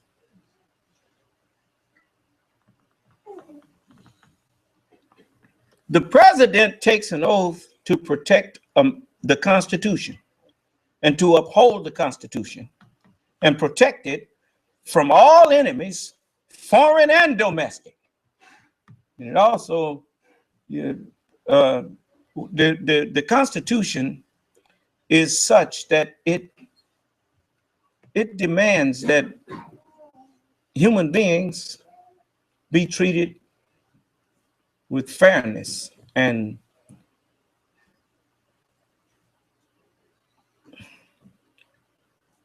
justice. Well, if you believe in fairness and justice inside of your borders, do you believe in tyranny outside? Well, then you know that you don't go around the earth bullying your way simply because you have a bigger army.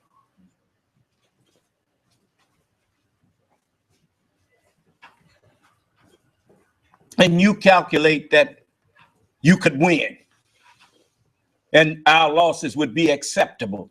Anytime you got a man that considers the men and young men and women of the military, it's always young men and women. You don't send no bunch of old men off the wall. I told you I had my 19th birthday in Vietnam. And most of us who was over there was under 25.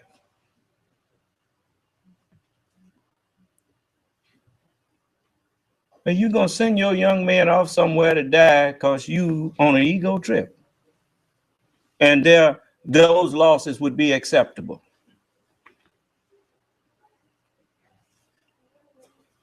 Now, he tells the people that he would bring back waterboarding.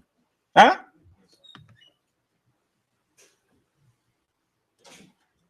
Well, what happens when some of your young men get captured by them?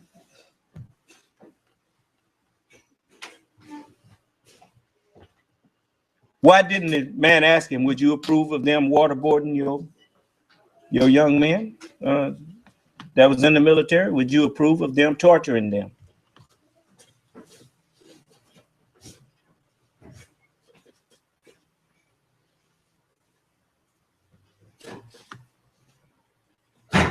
But he don't think past his own personal feelings. Here this man trying to run for president of the United States, getting out in the public saying that kind of foolishness.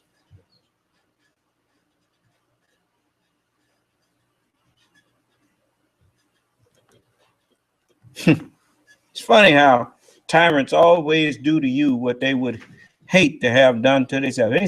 He say he hate what he see them people doing, and why would he suggest that we start doing the same? Why would you suggest that America starts doing what you just condemned?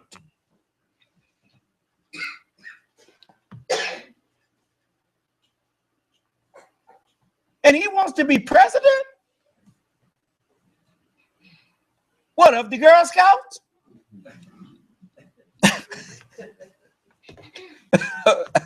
I mean, he got about as much business being president as a turtle got business trying to outrun a goat. Is that right?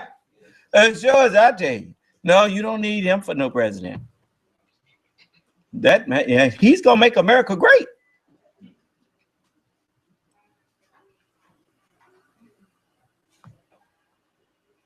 Great at what? Being a barbarian?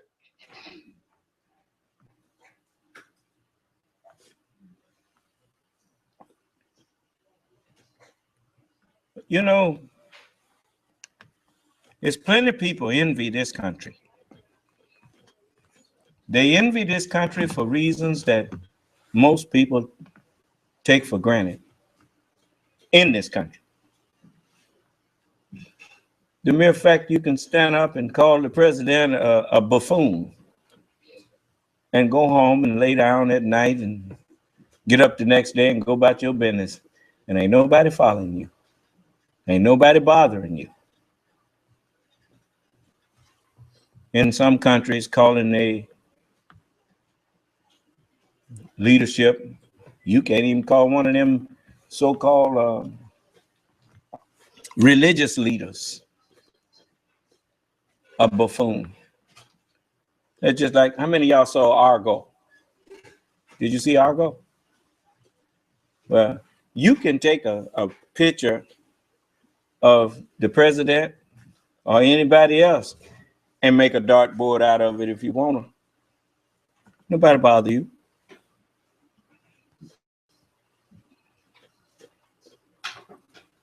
But when them boys went in there and saw that picture of Khomeini with darts sticking in it? Oh, he was mad as hell. Over what? Which shows you it's one thing to say you believe in the freedom of human beings, that you say you believe in the rights of human beings, human rights, and that we are all brethren. That's what they teach. Ain't that what they preach? Call themselves lecturing the nation of Islam on the brotherhood of man. But we wasn't the ones going around blowing people up.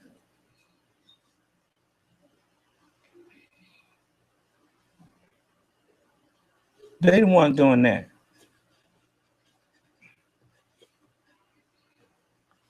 You have to be careful what you claim you stand for. You may be, matter of fact, Allah said he was going to try you for what you say. Not the vain stuff that you say, but the deliberate stuff that you say.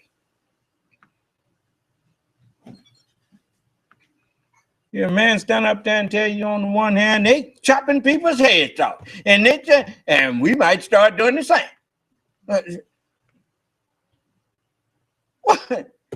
What, you envy them? You even talked about going and killing people's families. Well, I've been looking at too many Godfather movies, ain't he?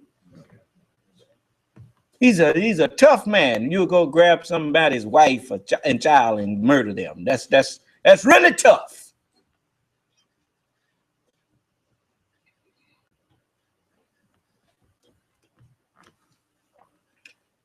So, all of you, if you ain't careful, Allah gonna make some examples out of you. Maybe that's what it takes. When you see what looked like an epidemic of heart attacks walking around and hitting the news, maybe you will understand that it's time for you to cut that foolishness out.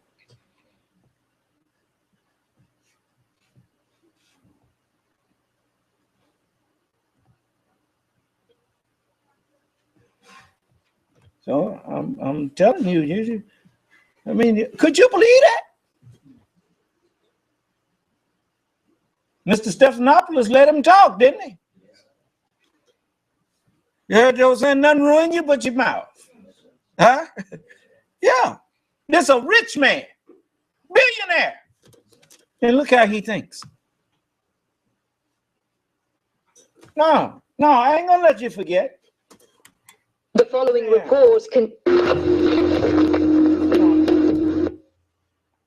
Let's go back. He wants to bring that. He wants to waterboard people. That's rich. Let's see here.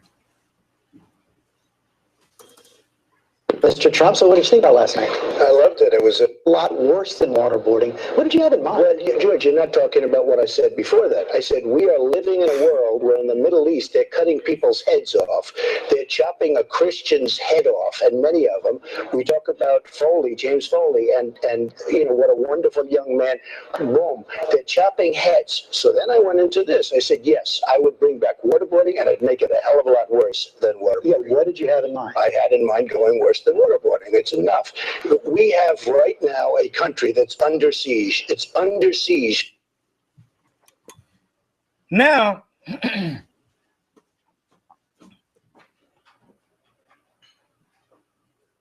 America is under siege?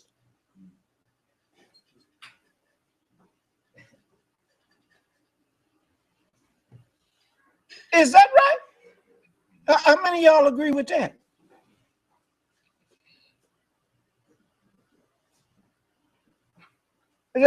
Wait a minute. Who's typing up there, brother? Explain to me how America is under siege.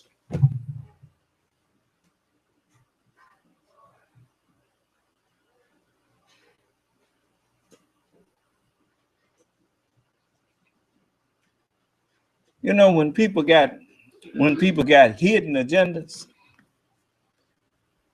they never want to come out publicly and talk about it. You understand? And if you can't come out publicly and talk about what you claiming the problem is, then the problem is actually manufactured. It's not really a problem. Otherwise, you know, I mean, I'm trying to figure out what he means is under siege. Huh? You finding where America being attacked from all sides and everybody attacking America? And let me see here. You know, I likes to, let me see, what's that place?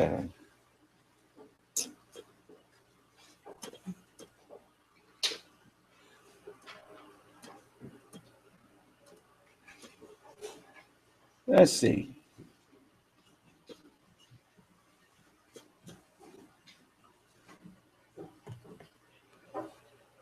Maybe this is it. You know, I always like to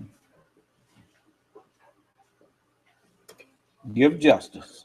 So let's see here.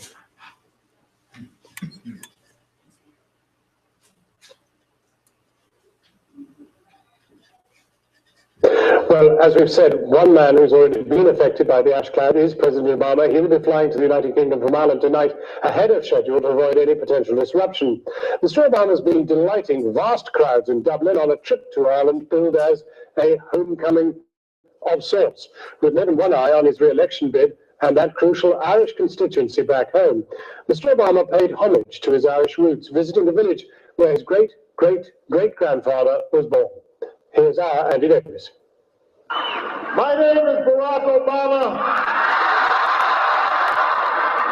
of the Moneygall Obamas. And I've come home to find the apostrophe that we lost somewhere along the way. And so began, as the gale force winds battering Dublin Airport receded, Obama's European tour.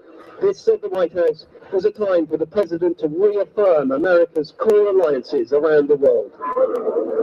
But of course, this trip isn't solely about foreign affairs for Obama, particularly here in Ireland. Because remember, this is a president now campaigning for a second term in office. And he knows only too well the domestic political value of being seen on a trip to the old windswept ancestral home. And was that just a hint of an Irish brogue when he met President Mary McAleese? The sun's coming out. I can feel it. It was almost as if Barack was coming home.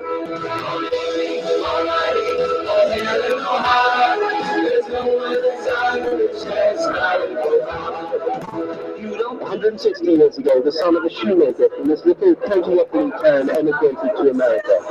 Arnold Khan was his name. 4 years ago, they worked out that the 34th American president was his great-great-great-grandson.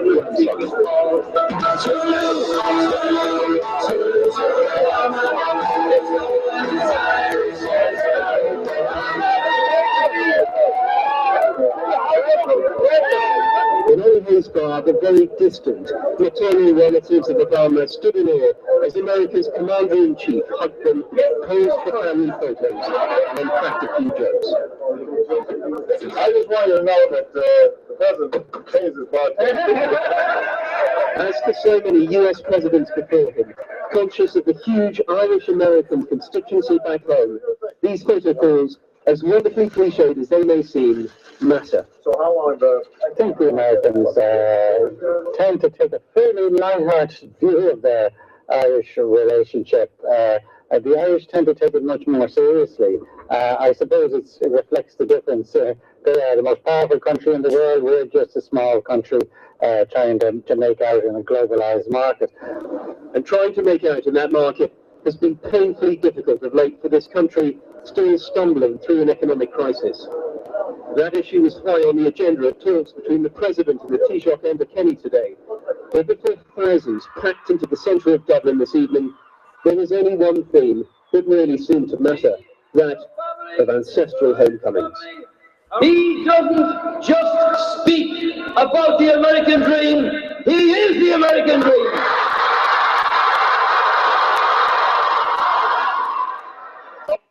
He is the American dream. the American dream. He is the American dream. He doesn't just speak about the American dream. He is the American dream. He doesn't just speak about the American dream. He is the American dream. Now, what is Donald Trump and them talking about? Make America great again. When did America cease to be great? Oh, I know. He wants to make it great for bigotry and racism and selfishness and hatefulness. That's obviously what he means. Yes, sir. Because in the eyes of the world, America is already great. In the eyes of all of those people that's trying to flee their countries to get to America, America's already great. Are you become now like a whining Negro that's always looking for somebody to blame because he's too lazy to get up and do something for himself? So now that's what you are? Looking for somebody to blame because you can't make it white in a white man's country? You're lazy.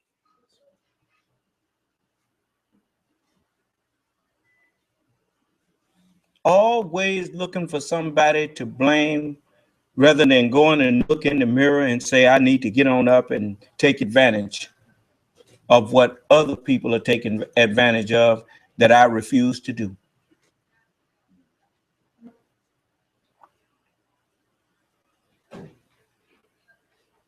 I ain't looking for nobody to blame for my shortcomings. If the door is open for you to compete, then why don't you get up and compete? And if you're not willing to get up off of your behind and compete, ain't no sense in getting mad when people walk by you and go on and do what you refuse to do. You'd rather whine and try to blame everybody for your shortcomings.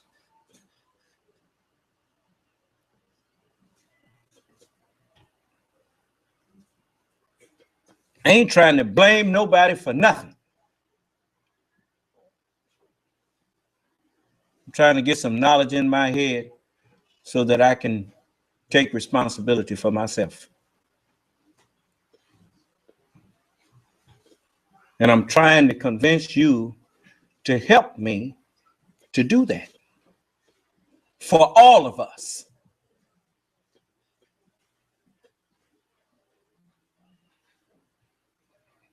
Now, what's wrong with that?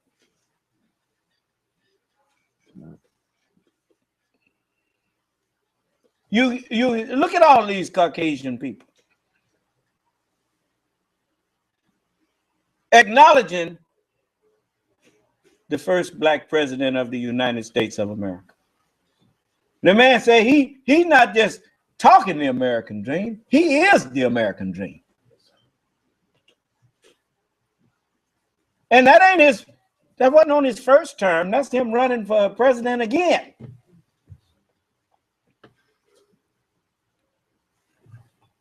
And listen good to what the man was saying about America.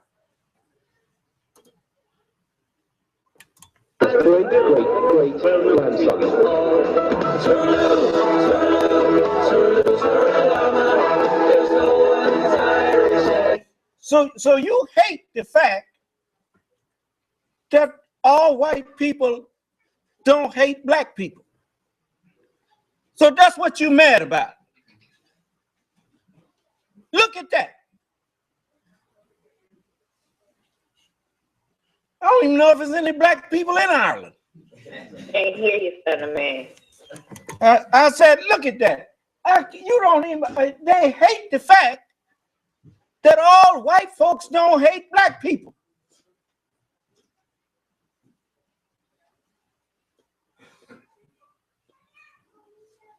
Hear that? That's his mother's people. I guess some of y'all mad because he over there smiling and grinning with his mama's people.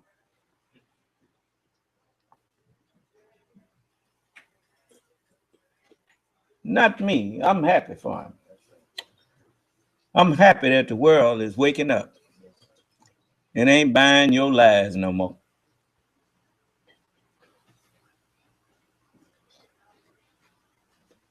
You see? And if you don't want to live in a world where people view each other as family, well, that's you.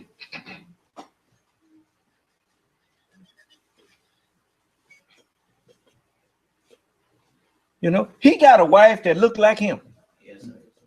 That don't mean he got to hate his mama.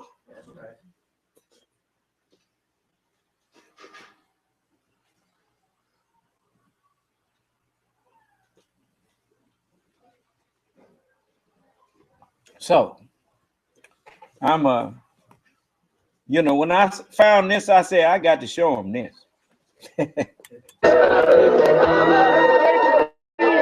They done even made a song about him. Huh? Let's go back and listen to it. Value of being seen on a trip to the old windswept ancestral home.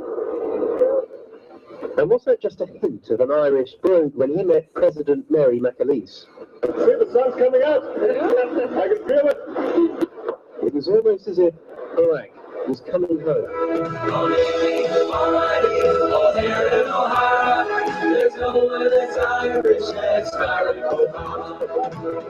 160 years ago, the son of a shoemaker from this little county Offaly town emigrated to America. Balmouth Carney was his... There's no one as Irish as Barack Obama. Now, did you hear that? And what they mad about?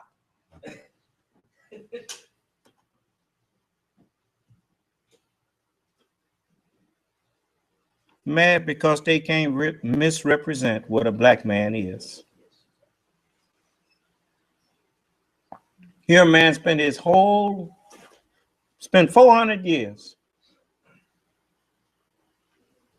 teaching a lie about inferiority of the black man, while being very careful to keep the black man from being able to manifest any kind of skill that he might have. Huh? Now he can't hide it no more, so he wants to, he's remembering the good old days and he wants to go back to that. We want to make America great again. Great for racism, great for bigotry, great for murder, great for injustice, great for everything that the Constitution is against.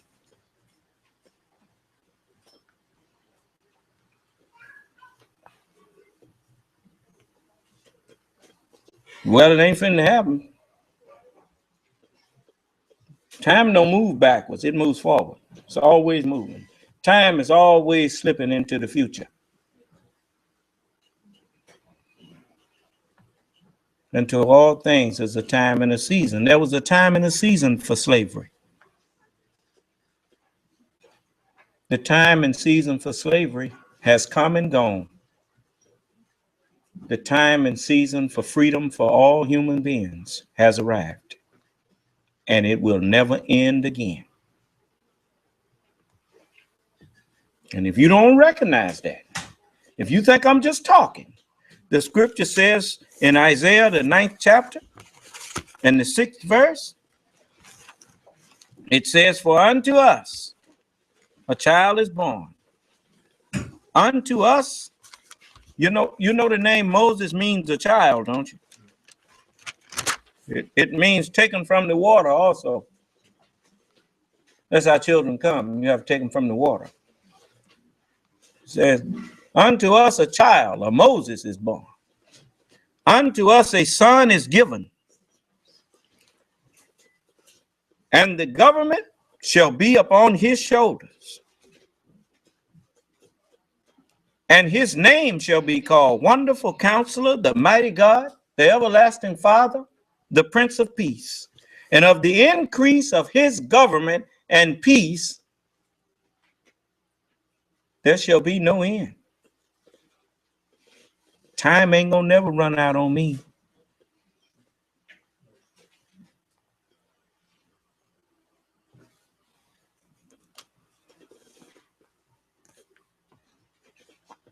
Four years ago, they worked out that the 34th American president was his great-great-great-grandson.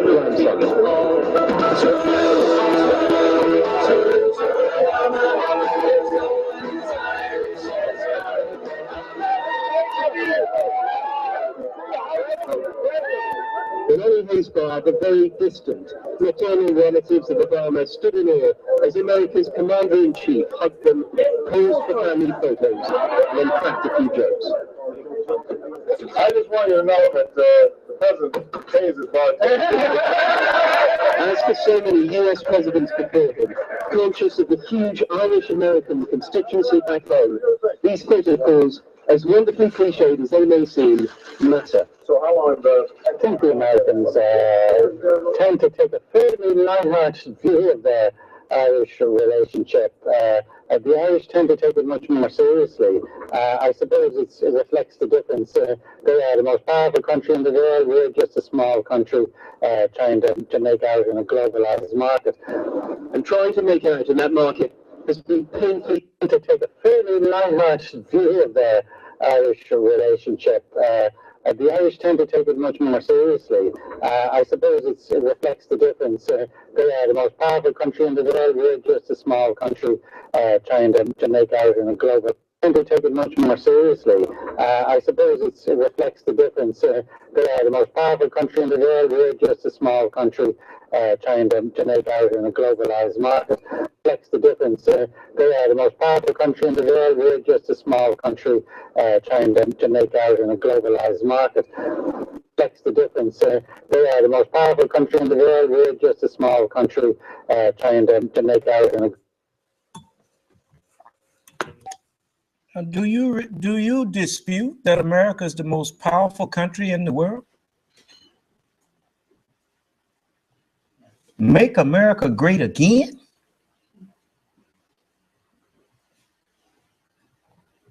I'm still trying to get some explanation on what you mean by that.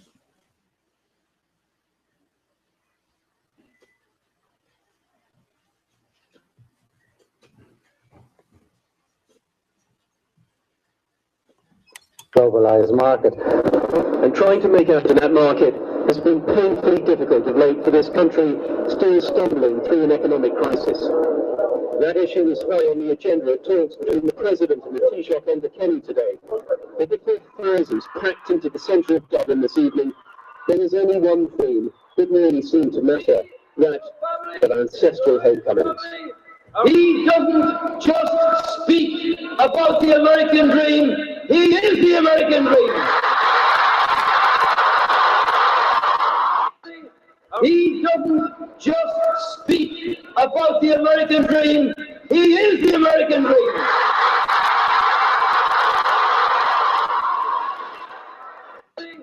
He doesn't just speak about the American dream, he is the American dream.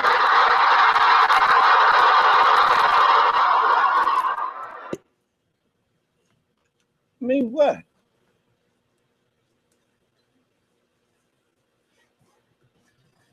They want to try to pretend that, and now this is, let me show you something here.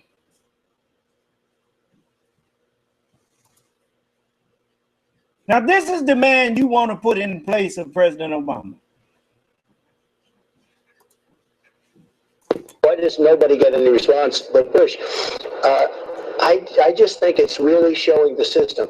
When you have somebody like me, where I don't take money, where I'm a self-funder, people really appreciate that, and that's why I brought it out last night. It was a good point, I think, but I brought it up. So that's a drawing card that when you have somebody like him that don't take money. What that's got to do with anything? He got money. He done took money. I guess if he got $9 billion, he done took some money. Well, what is he boasting of? He also boasted that he done bought some politicians. That's the kind of man that you want in the office? That's someone who had such little respect for your government that he was buying his way through it. And now he has no respect for it. So he figures if they that silly, I can get in there too. Huh? Time for political revolution. I didn't invent that. Bernie Sanders said that. I agree with Bernie Sanders. It's time for a political revolution. And this the man that wants to take President Obama's place. Do you suppose they would welcome him in Ireland? England already said they don't want him. Do you understand? Do you know that the countries of the world, how they view America is basically dictated as they watch who Americans elect for president.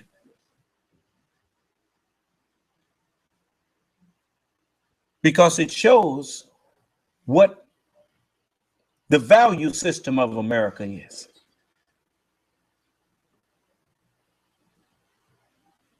Now, listen to this man who's running for president. And you know he was on the worldwide TV talking. Now listen to him. Issue of waterboarding Friends Center last night and he said I would bring back waterboarding and I would bring back a hell of a lot worse than waterboarding. What did you have in mind? Well, George, you're not talking about what I said before that. I said we are living in a world where in the Middle East they're cutting people's heads off. They're chopping a Christian's head off, and many of them. We talk about Foley, James Foley, and you know what a wonderful young man.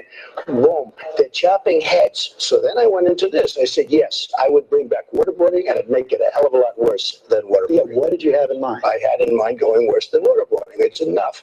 We have right now. So they're chopping off heads, and he think we need to start doing some stuff too.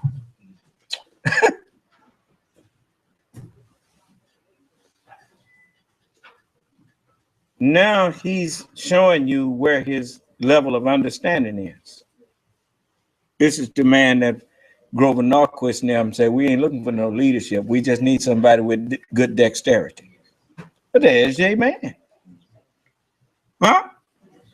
And all of the medias, instead of talking about how ridiculous he is, they keep talking about he done rewrote the script for how to run. And he's shrewd. He's this, he's that. Shrewd rhymes with another word. Crude.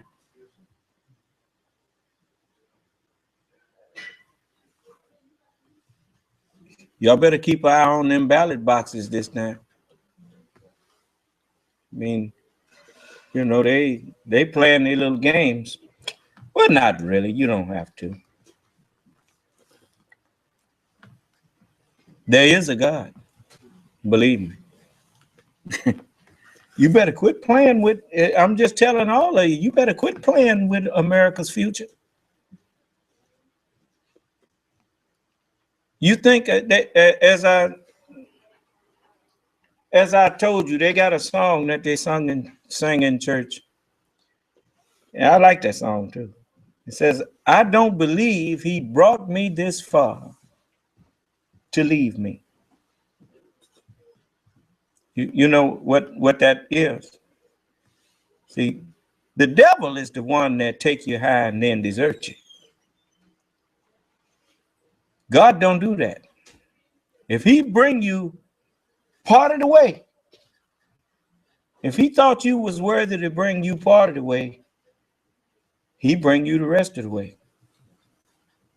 Otherwise, he wouldn't have started if he wasn't planning on finishing. And anything that Allah starts, you better let Allah finish it, because he gonna finish it whether you like it or not. Best thing you can do is stay out of his affairs. Now I'm telling you again, you don't love this country. And when I say love this country, I'm talking about love the people that's in the country. If you don't love all of America's people, and when I say that, I mean wish them well, get out of that race and go back to your dog-eat-dog business world. All of you. You know, because we can tolerate you and let you finally grow up one day to realize that you should not hate your fellow countrymen. But if you want to see this country fall and be done away with, you better get out of here. I'm just telling you. If you're not interested in helping this country reach its fullest potential for good, leave. Yeah, that's what I'm telling you. This is my country too.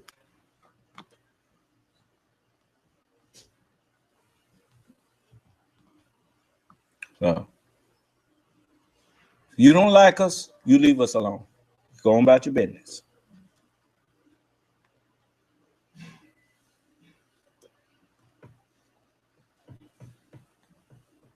Is that just? You don't like a person, leave them alone, right?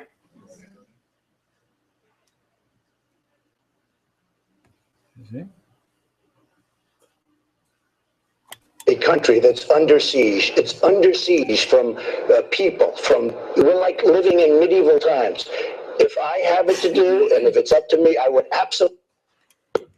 He said, under siege from people.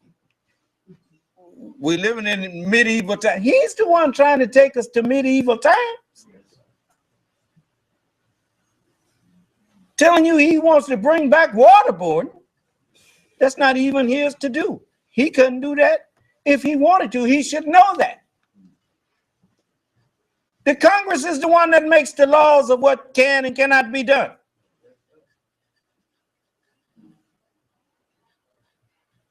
The president cannot, he thinks he's a king.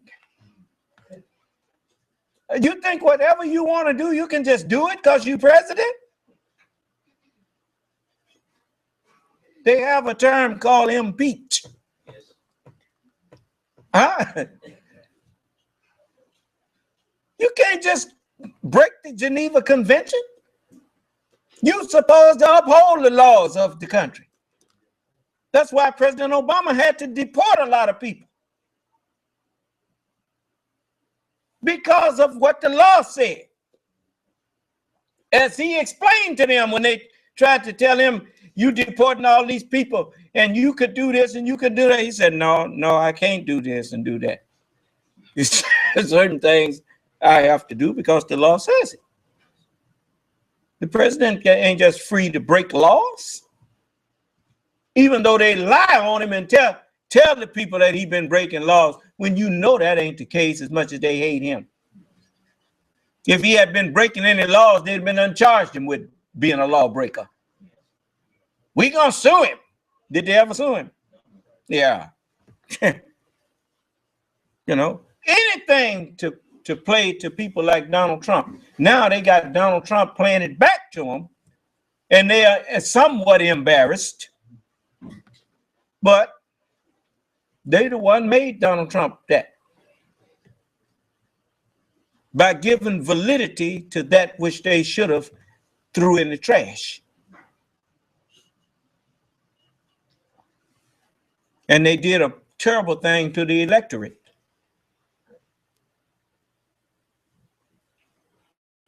The Ku Klux Klan. You know what the new name for racist is now?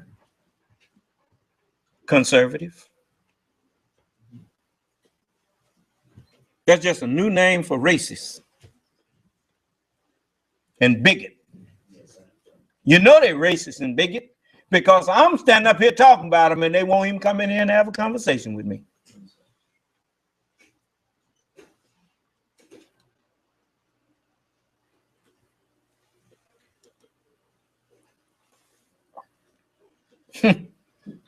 Isn't that something? So absolutely bring back waterboarding, and if it's going to be tougher than waterboarding, I would bring that back. So as president, you would authorize torture? I would absolutely authorize something beyond waterboarding, and believe me, it'll be effective. If we need information, George, you have our enemy cutting heads off of Christians and plenty of others by the hundreds, by the thousands. Do we win by being more like them? Yes, I'm sorry. You have to do it that way, and I'm not sure everybody agrees with me. I guess a lot of people don't. We are living in a time that's as evil as any time that there has ever been. You know, when I was a young man, I studied medieval times. That's what they did. They chopped off heads. So that's what we had. We're going to do things beyond waterboarding, perhaps, if that happens to come. The question was asked. I thought Ted's answer was very tentative. Ted Cruz, he gave a very tentative answer. If we have to, we're going to have to do more. But when you have conditions like that, I would say absolutely I would approve waterboarding. And if you go beyond it, I'm okay. So let me just clarify this. Right now, the law says they have to follow the Army Field Manual, which prohibits waterboarding. You would try to overturn the law, or you simply have to have it reclassified. You reclassify and you'll see what happened. But I would certainly approve waterboarding. They laugh at us. Our enemies laugh at us, Judge. They say waterboarding. They don't even think it's a form. You know, they don't even view that as real torture. But they say waterboarding and they chop off heads. They think we are so stupid. have you ever drank some water and it went down the wrong pipe? That ain't torture.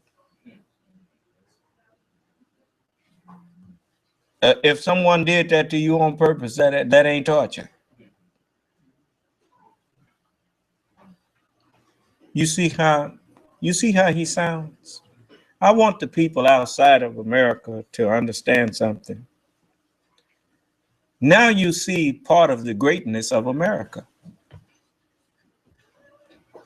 That even a man like that, we look out for his right to speak. That's proof of what you know. You can even have a man like that espouse what's in him. But wouldn't you rather know what's in a man like that by creating an atmosphere where he feels comfortable to say what he have to say, than for all that stuff to be locked up inside of him and he figure he got to hide it in order to get where he trying to get, and then you find it out like you found out what was really in Hitler. Now we done seen men like this before. So it ain't like we don't know what we're looking at, right? History, that's why you keep records. That's why you keep history. Like any doctor, when he diagnoses you, the only reason he knows something about what's wrong with you is because he got a history of those symptoms. And they always say, oh, it looked like you got so-and-so, right? Well, you can't say that it's a leap to compare him to Adolf Hitler.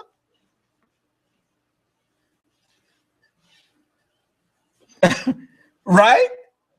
And if you pull him to the side and talk with him, I bet you would find that he has more in agreement with Hitler than he does disagreement. You see? There's a lot of people in this world that feel like men like that were justified. But when you truly become a civilized man or woman, you know there are certain things that a human being can never justify. And you cannot ever consider yourself a human being and then try to justify being inhumane. When is a bird not a bird? When is a dog not a dog? When is a horse not a horse? A flea, when is he not a flea? In other words, you always know what to expect from him, huh? And the one thing you can always expect from a human being is that he will always be human and humane. Once he ceases to be humane, we don't even refer to him as a human being. We refer to him as a beast.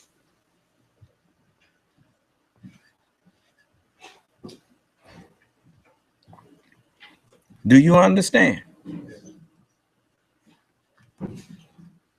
It's one thing to err. To err is human. To correct yourself and deserve forgiveness and earn forgiveness is divine.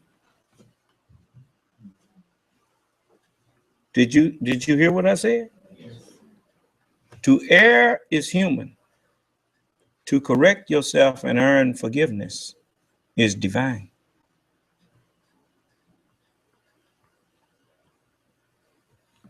All right. So don't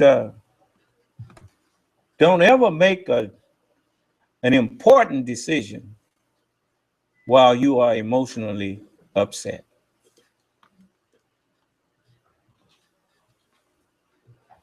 The decision who you should put as a representative of this great nation should never be made based on emotional stress.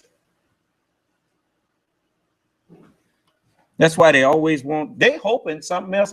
Are you aware that these people are actually hoping for some attack or something to happen to America to get you upset so that they could play on that instead of, it's just like what happened. You remember the Benghazi thing and Romney tried to capitalize off of it? Just crazy. When the country is under attack, you don't attack your president, you get behind your president.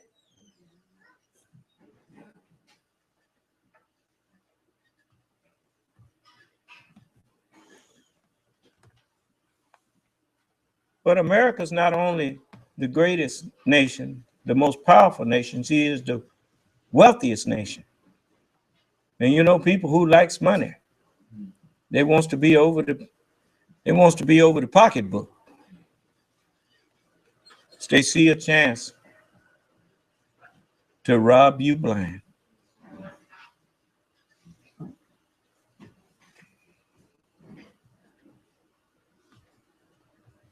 I mean, can't none of these fellas hold a candle to a man like John Kennedy. I'll compare white folks to white folks.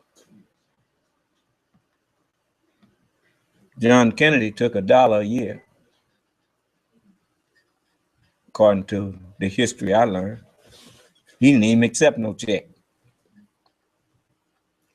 So you know he meant it when he stood up and said, don't ask what your country can do for you, ask what you can do for your country. Great words of wisdom. Whether you, it make no difference what political party you was, it's your country. Why wouldn't you want to do what you could to make sure that your country does well? And the country don't do well if the people in it don't do well.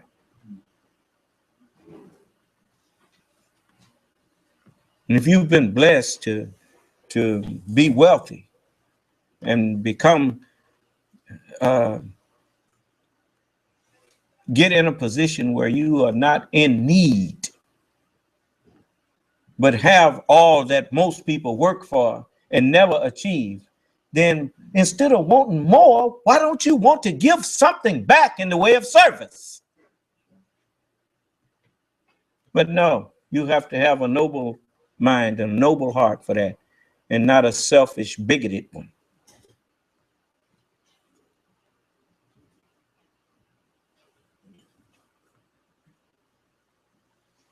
So, anyway, I say publicly and privately that well done to President Obama, and we thank you, man. This country owes you gratitude for being what was needed in the time of need and manifesting that we need a political revolution, because there's many people that's in positions of authority in this country that are making laws that have private agendas where they could care less about different segments of the population of the United States of America. And if you're bigoted and prejudiced against those that are not like you, how can you sit in authority over people that you hate without doing harm to them? Just your presence there harms us.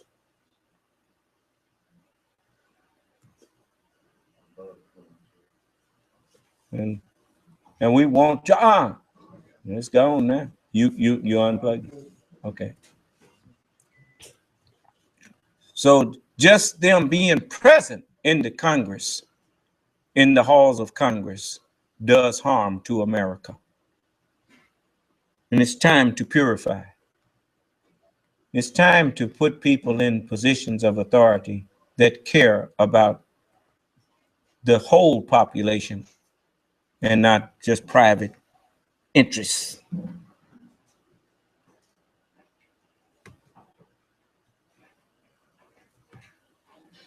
They fought a war saying that taxation without representation is tyranny. Then they turn around and become tyrants.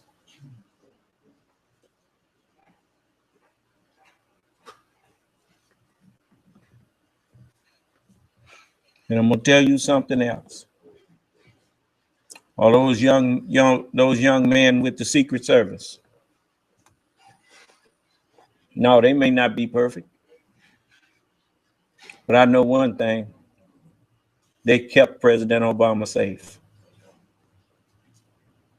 They've did their jobs, and what they do on their off time ain't none of your business. Long as they not selling the country out. Because man, I'm gonna tell you something. Walking around not knowing when you gonna have to take a bullet for somebody, knowing that you in a climate where people hate the man that you protected. That's enough to drive anybody to drink it.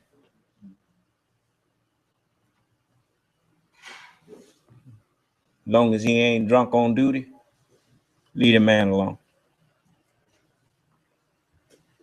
They did leave him alone too, didn't they? I told them, you better leave them young men alone. What are you going after them for? Probably mad because some of them was in your way. So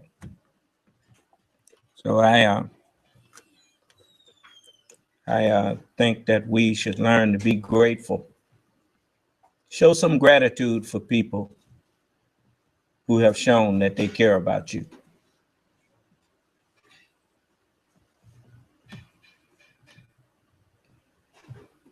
You see, it ain't everybody that you can, you can't even train everybody to be willing to lay their life down for somebody else. It just ain't in them. It takes a special kind of person.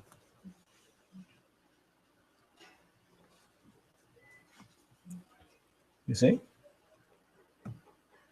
And here a man right here wants to be president of the United States. Take a good look at it. He wants to be president of the United States and would put those young men in harm's way. As good as to say, if I capture your men, I'm going to torture them, and if you capture mine, you can torture them. That's how much he cares about the military. He wants to be the commander in chief, the commander of the military and the chief executive of the greatest nation on earth. And he's showing you his qualifications.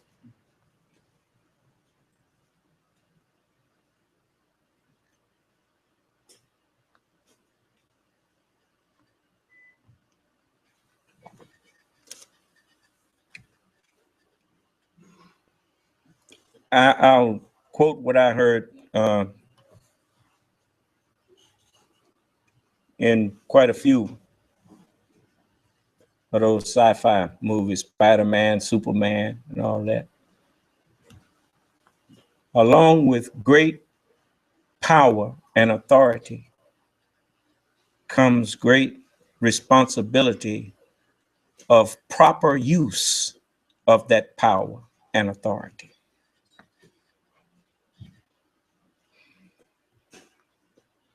And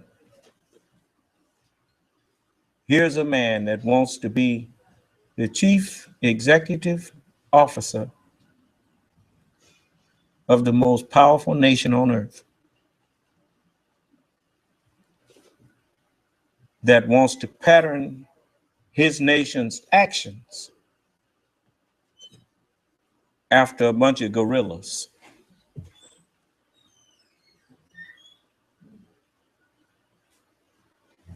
And as he said, the Bible is his favorite.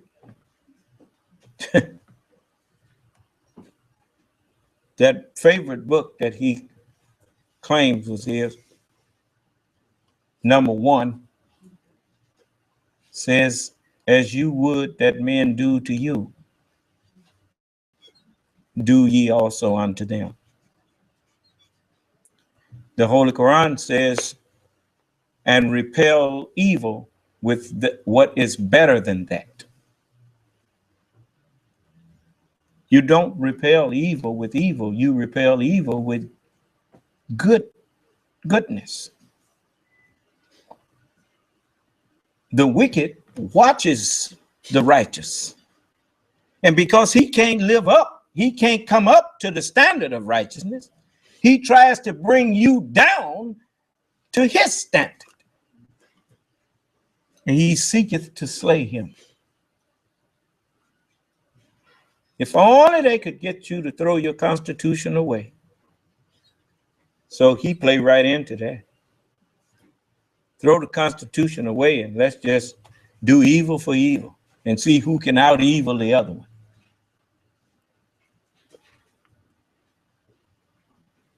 Because he has the mind of a child. Because he was never corrected. Well, they did it to me first. That's the way children talk. That's not the way adults think. He did it to me first. Especially when you're in a position where you determine not just your own life, you with a word from yourself can cause many young men and women to be killed.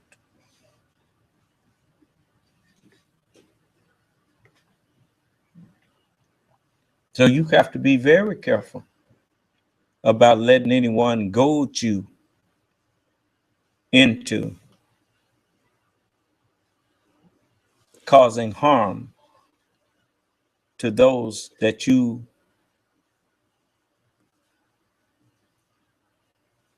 were supposed to be looking out for the best interest of.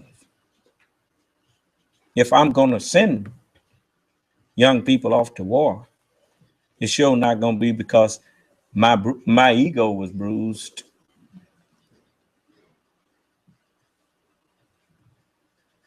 No.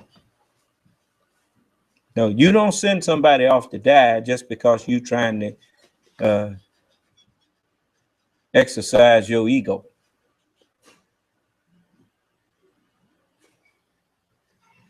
If America is not directly being threatened, what are you doing?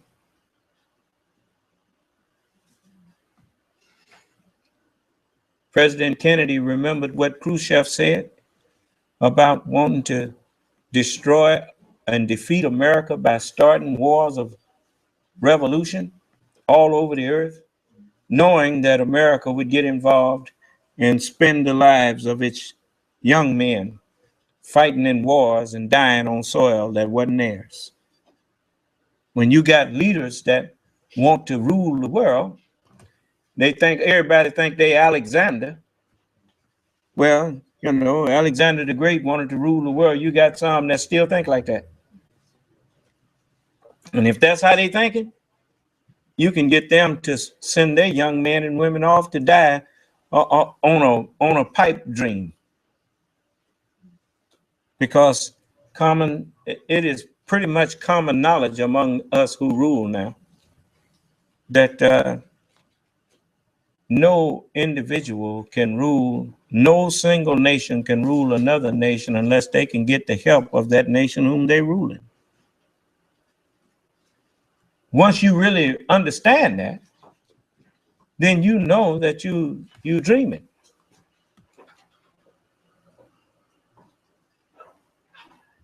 It's just like with us. White people couldn't hold us down if we wasn't helping them. You helping hold yourself down. If you would unite today, you would be free today. And you would be respected today.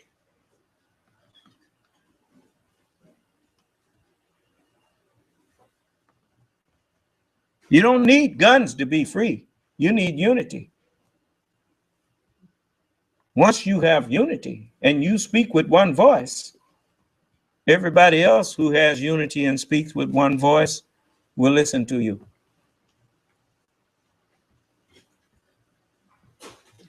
You can make them listen.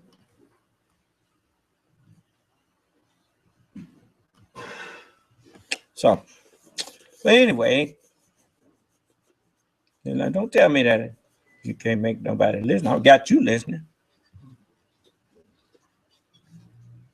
There's a whole lot of people listening to me. I know I got one person listening in the UK. And in Germany, because the truth is the most powerful one in the universe.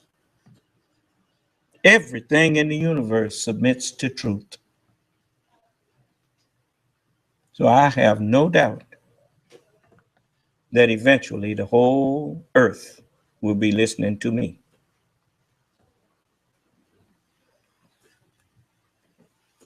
Especially when they realize the benefit that comes with that. You tired of people misusing you?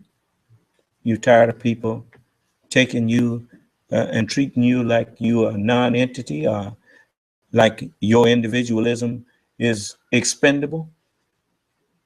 Keep listening to me. And together we put a stop to all that. And we won't have to fire a shot.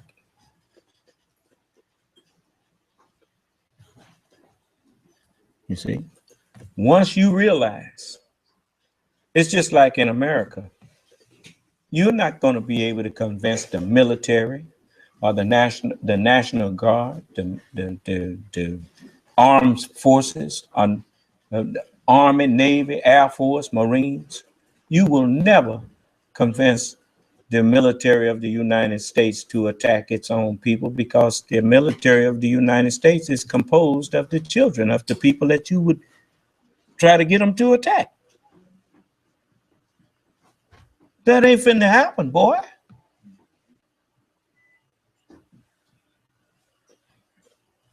You might could order them to do that, but you will find that it will be you they turn on.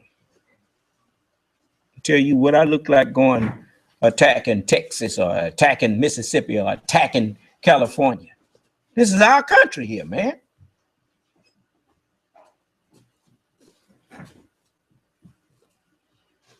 They too took an oath to protect America from all enemies, foreign and domestic.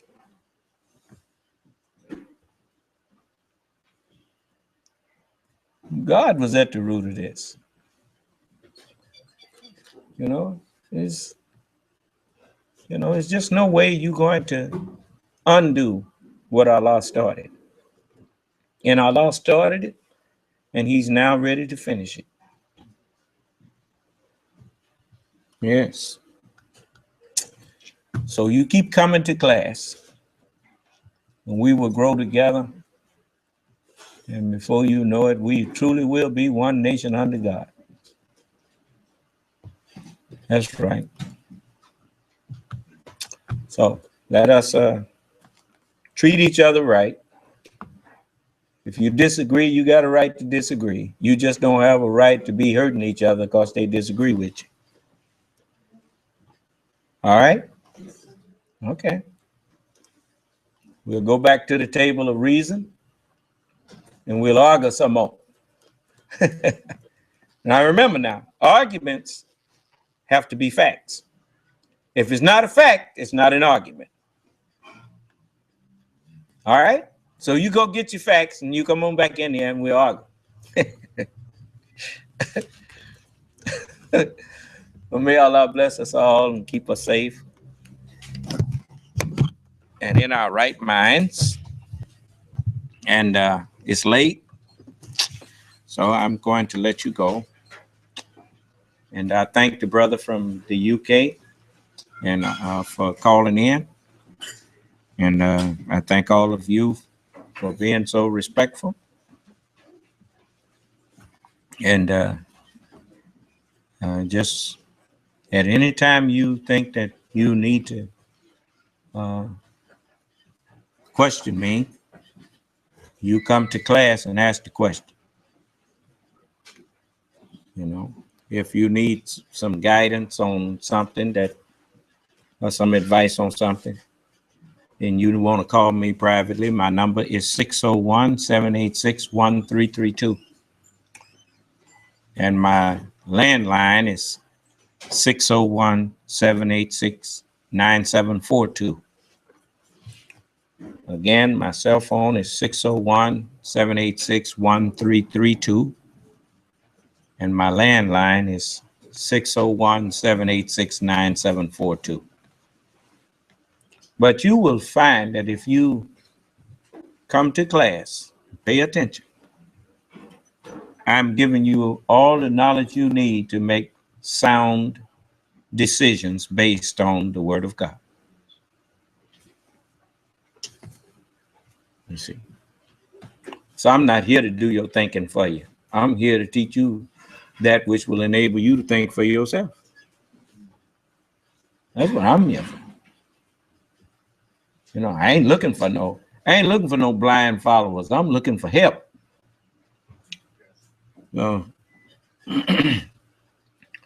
When people have understanding, like I told you, you can't be a fool and follow me.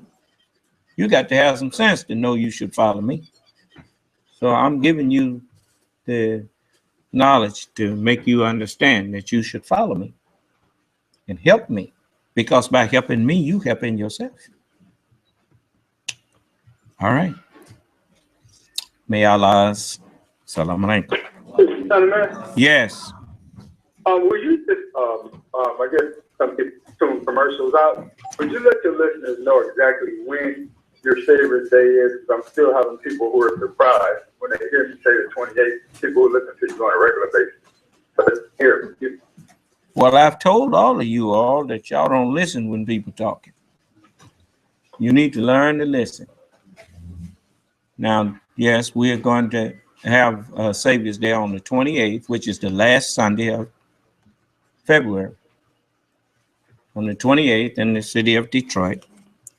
And I look to see you there if you can make it.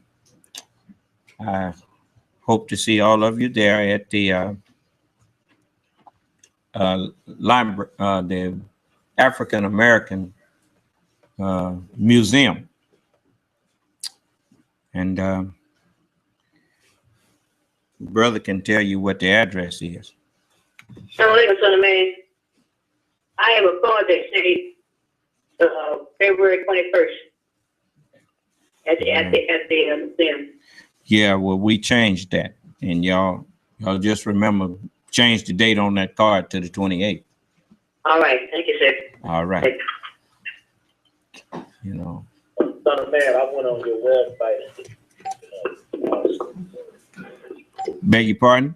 I went on your website and it wasn't up about Savior's Day, just to let you know that. I went on there yesterday. Well, I don't know what my helpers are doing. I thought they would have been and put it on the website, but you know, I guess it'll be up there this week. So you all, you know, I'm not a person who feel like ordering people around all the time. I figure people who want to help you, they'll help you without you having to give them a bunch of orders. They know what they're supposed to do. They should get it done. See, ain't nobody got to order me to be here to teach. That's my duty. I keep my duty. I'd appreciate it if you'd keep yours.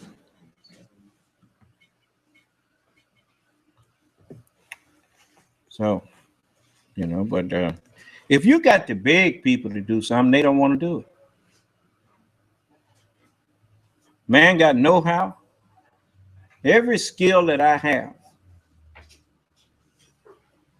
you know, I use it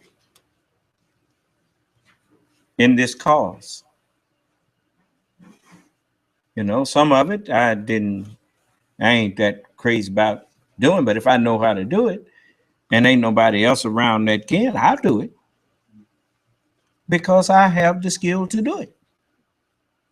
It's nice to have help, but I'm not going to sit around waiting and begging people. That's one of the reasons why I, you know, broke my hand, because, you know, I just don't like having to beg nobody to help me to do nothing. You see it needs doing, why don't you get it done?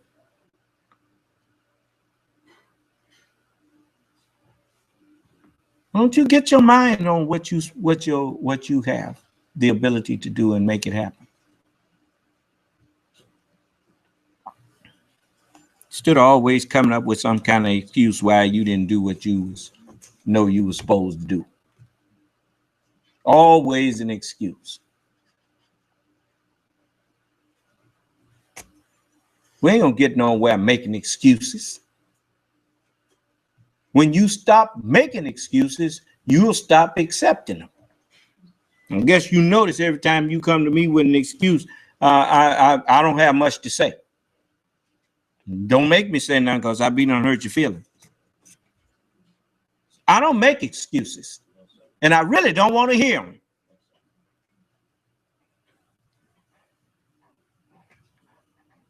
Oh, so you started this, so you should have let me go. Anything else? Y'all didn't give them the address to the. Tell the people what the address is. I don't have no card here. Charles H. Wright Museum of African American History, 315 East Warren Avenue, Detroit, Michigan. Again, Charles H. Wright Museum of African American History, 315 East Warren, Detroit, Michigan, right in Midtown. And that's on the 28th of February, which is the last Sunday of this month. And it's The doors open at 2 o'clock. So it starts at 2 o'clock. You come on in, and we look forward to seeing you there face to face.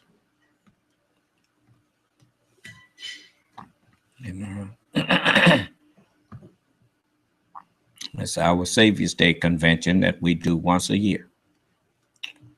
So I look forward to seeing you, many of you there. Anything else before I let you go?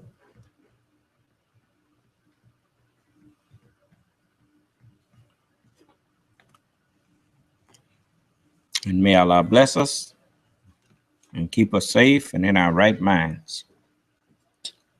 May Allah's Salam Alaikum.